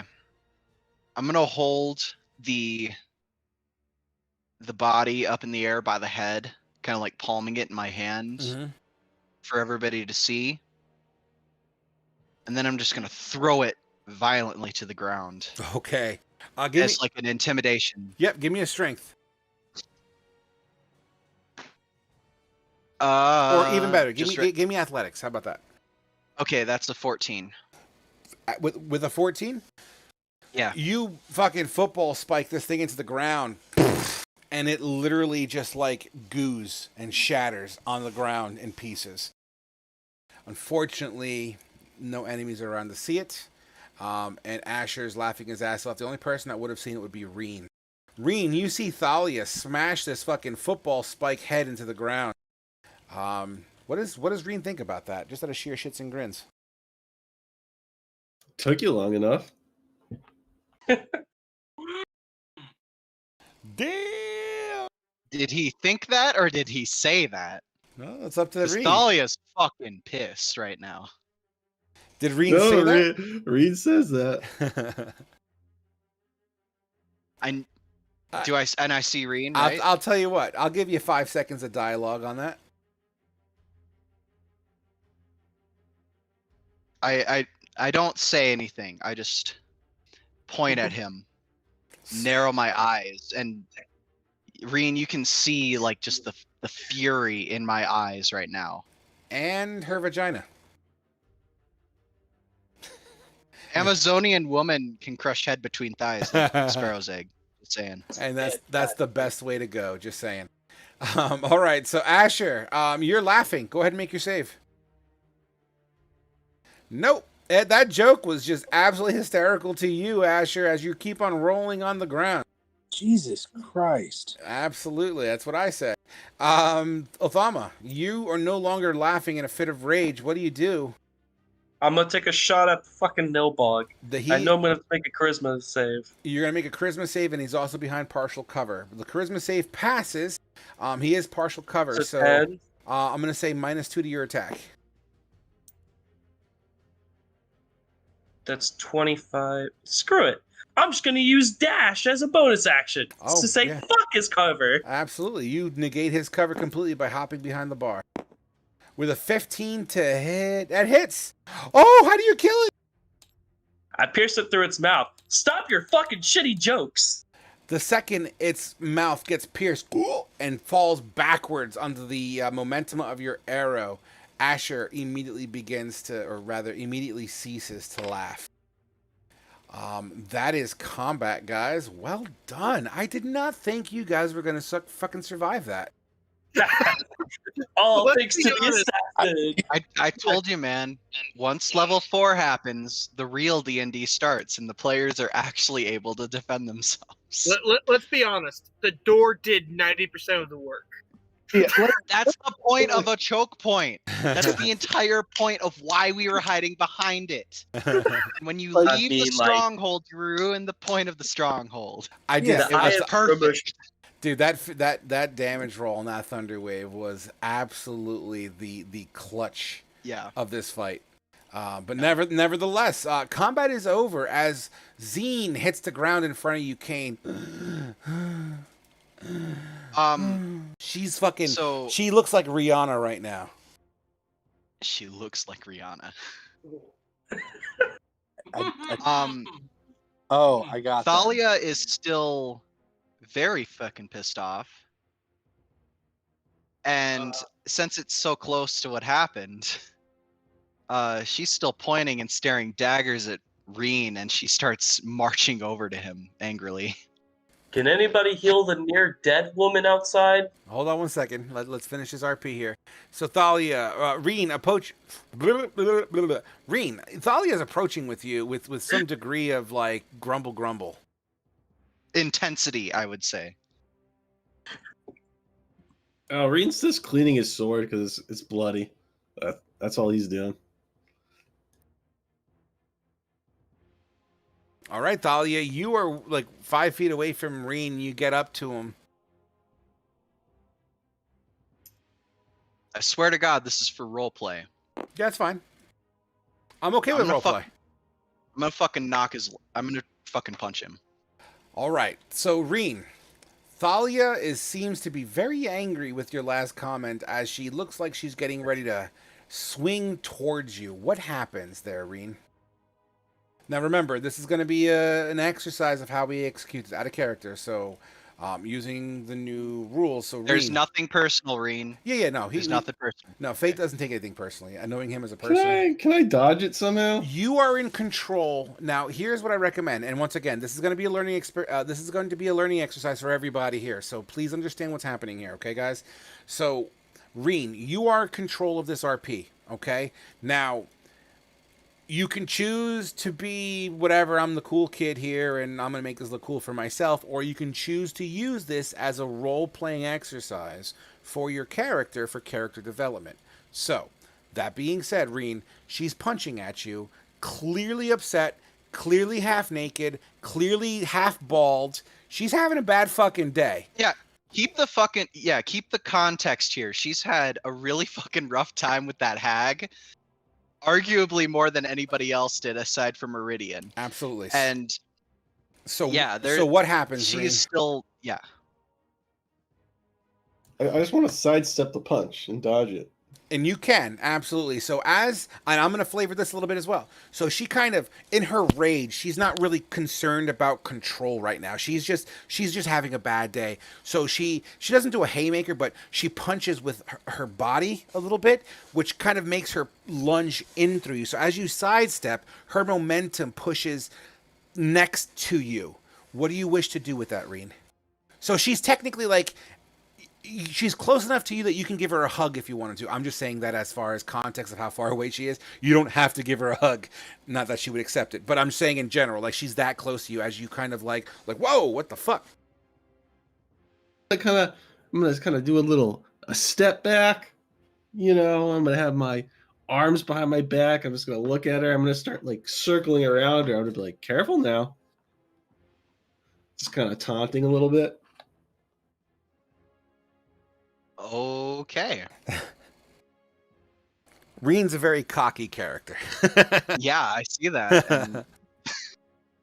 okay. That would just infuriate her more in this state. So she's gonna attempt to hit you again. I mean, this is gonna basically Thalia's getting ready for a full-on fist fight from her end. Absolutely. So Reen, and this is your second attempt here.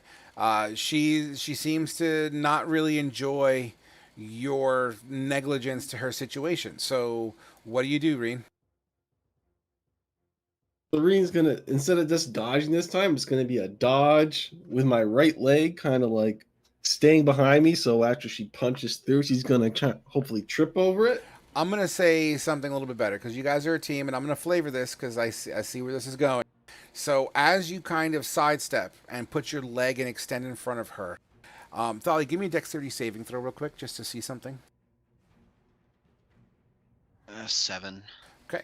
With the 7 and in your lunging blind rage, which technically is still within context, you do lose a little bit of a balance. And as you fall, Reen kind of cradles your fall to make sure you don't have any kind of damage done to you as he lets you down safely.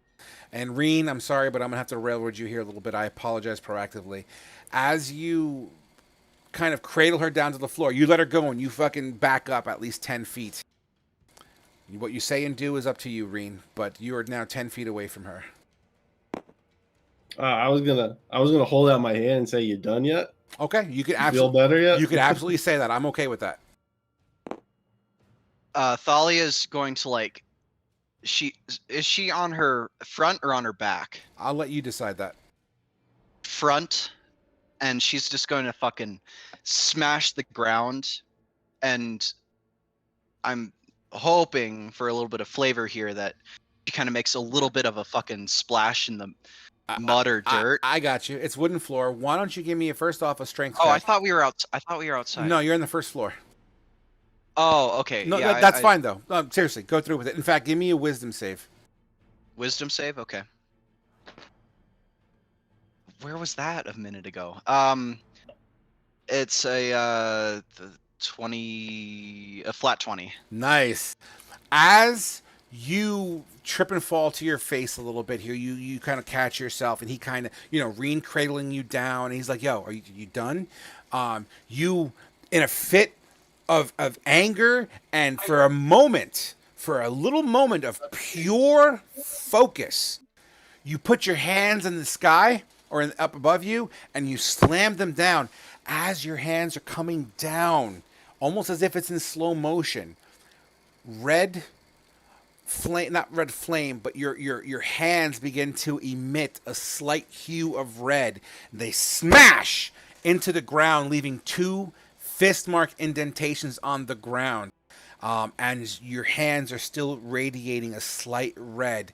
And you look at them for about 5 seconds, they begin to fade. Can they like start bleeding? Absolutely. Yeah. Absolutely. That definitely calms her a little bit.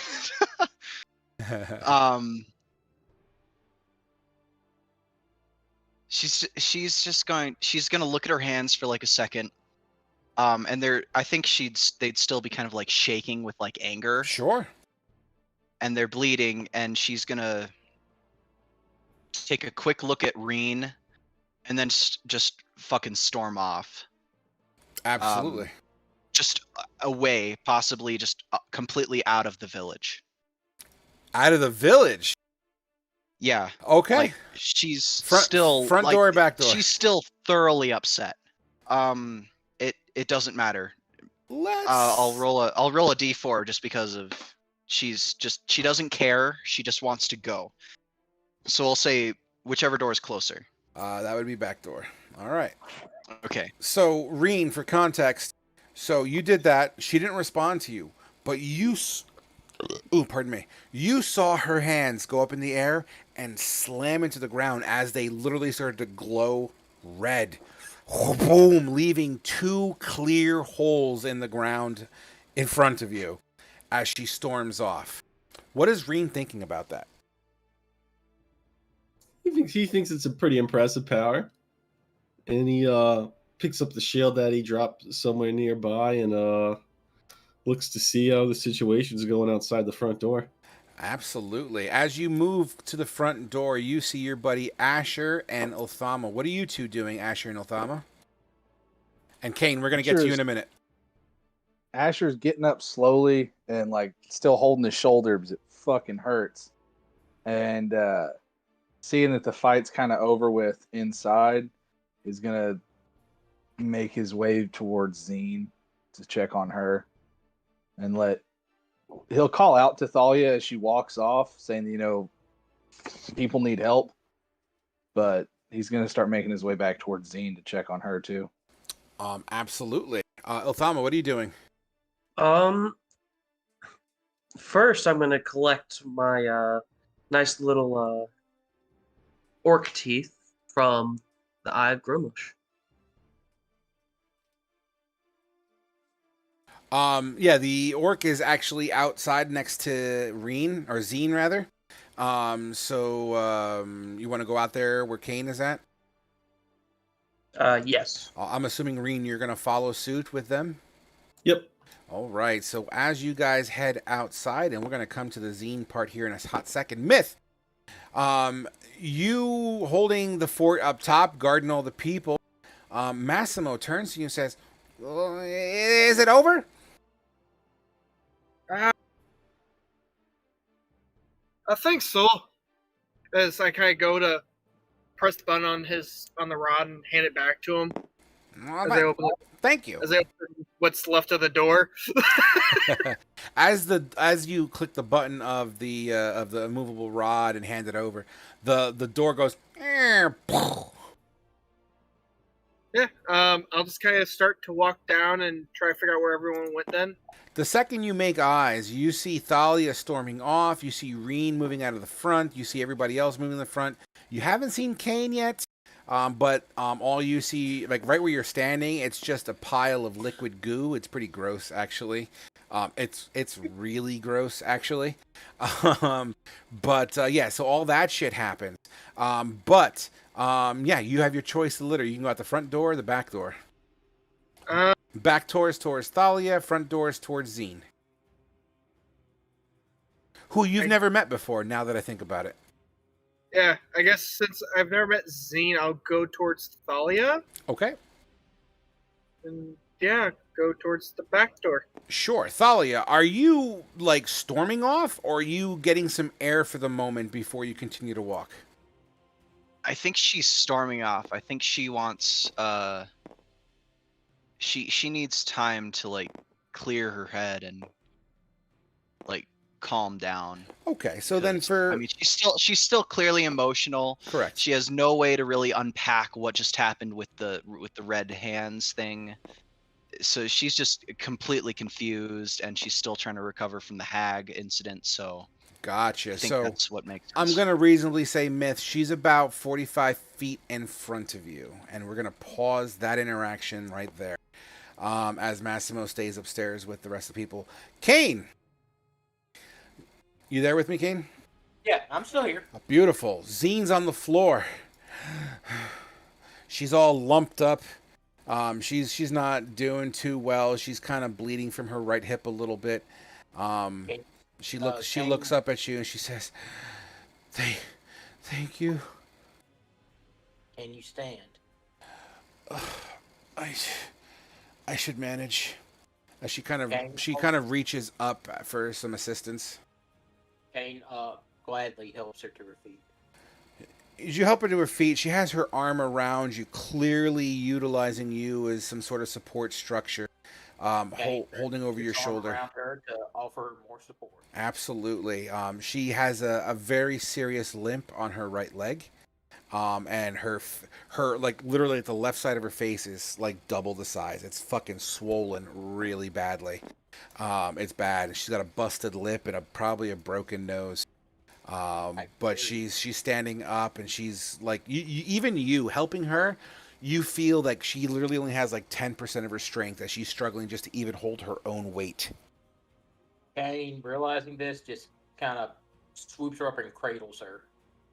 Absolutely. As you cradle her, you see Reen, Asher, and Othama kind of walking out towards you guys. He will make his way towards them. All four of you meet in the middle of the alleyway, and you know what I'm going to do? I'm going to quickly load that map up here real quick to give it more context. Please hold.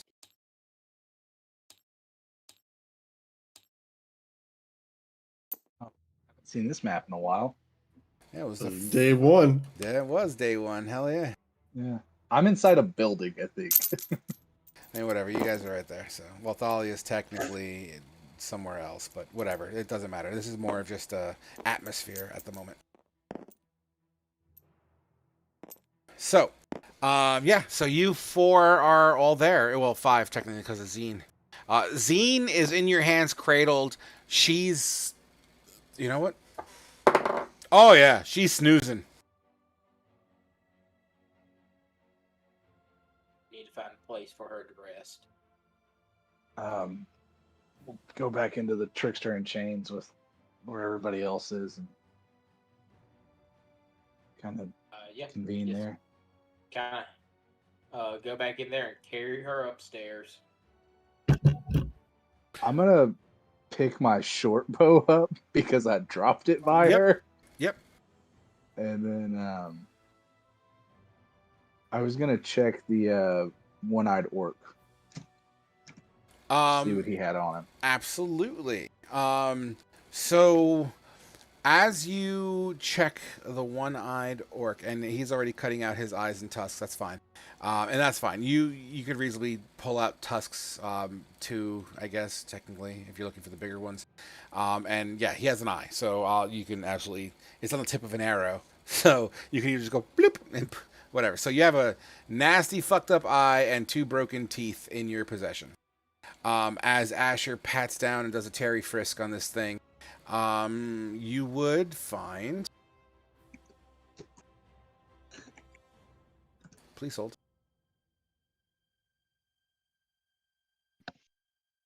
Where in the holy fuck are you?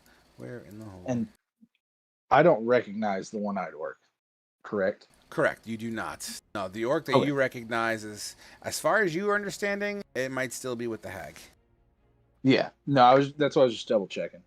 So you pat down this orc, and he has 8 gold on him, in his pouch, but inside that pouch seems to be pieces of bone. Looks like fingers, like finger bones, like metacarpals and carpals and things like that. He's wearing ring mail as well as a shield. And he seems to have a staff, or not even a staff, it's a spear. But the spear has these little doodads on the tip of it, tied by a string. Do I recognize what they are? You could roll a religion check if you're proficient with religion. I'm not. Then no. I guess I'll grab it. Sure, it's a spear for now, as far as you're concerned.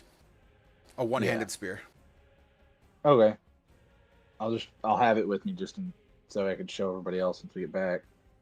And then I'll make my way back to the trickster and chain.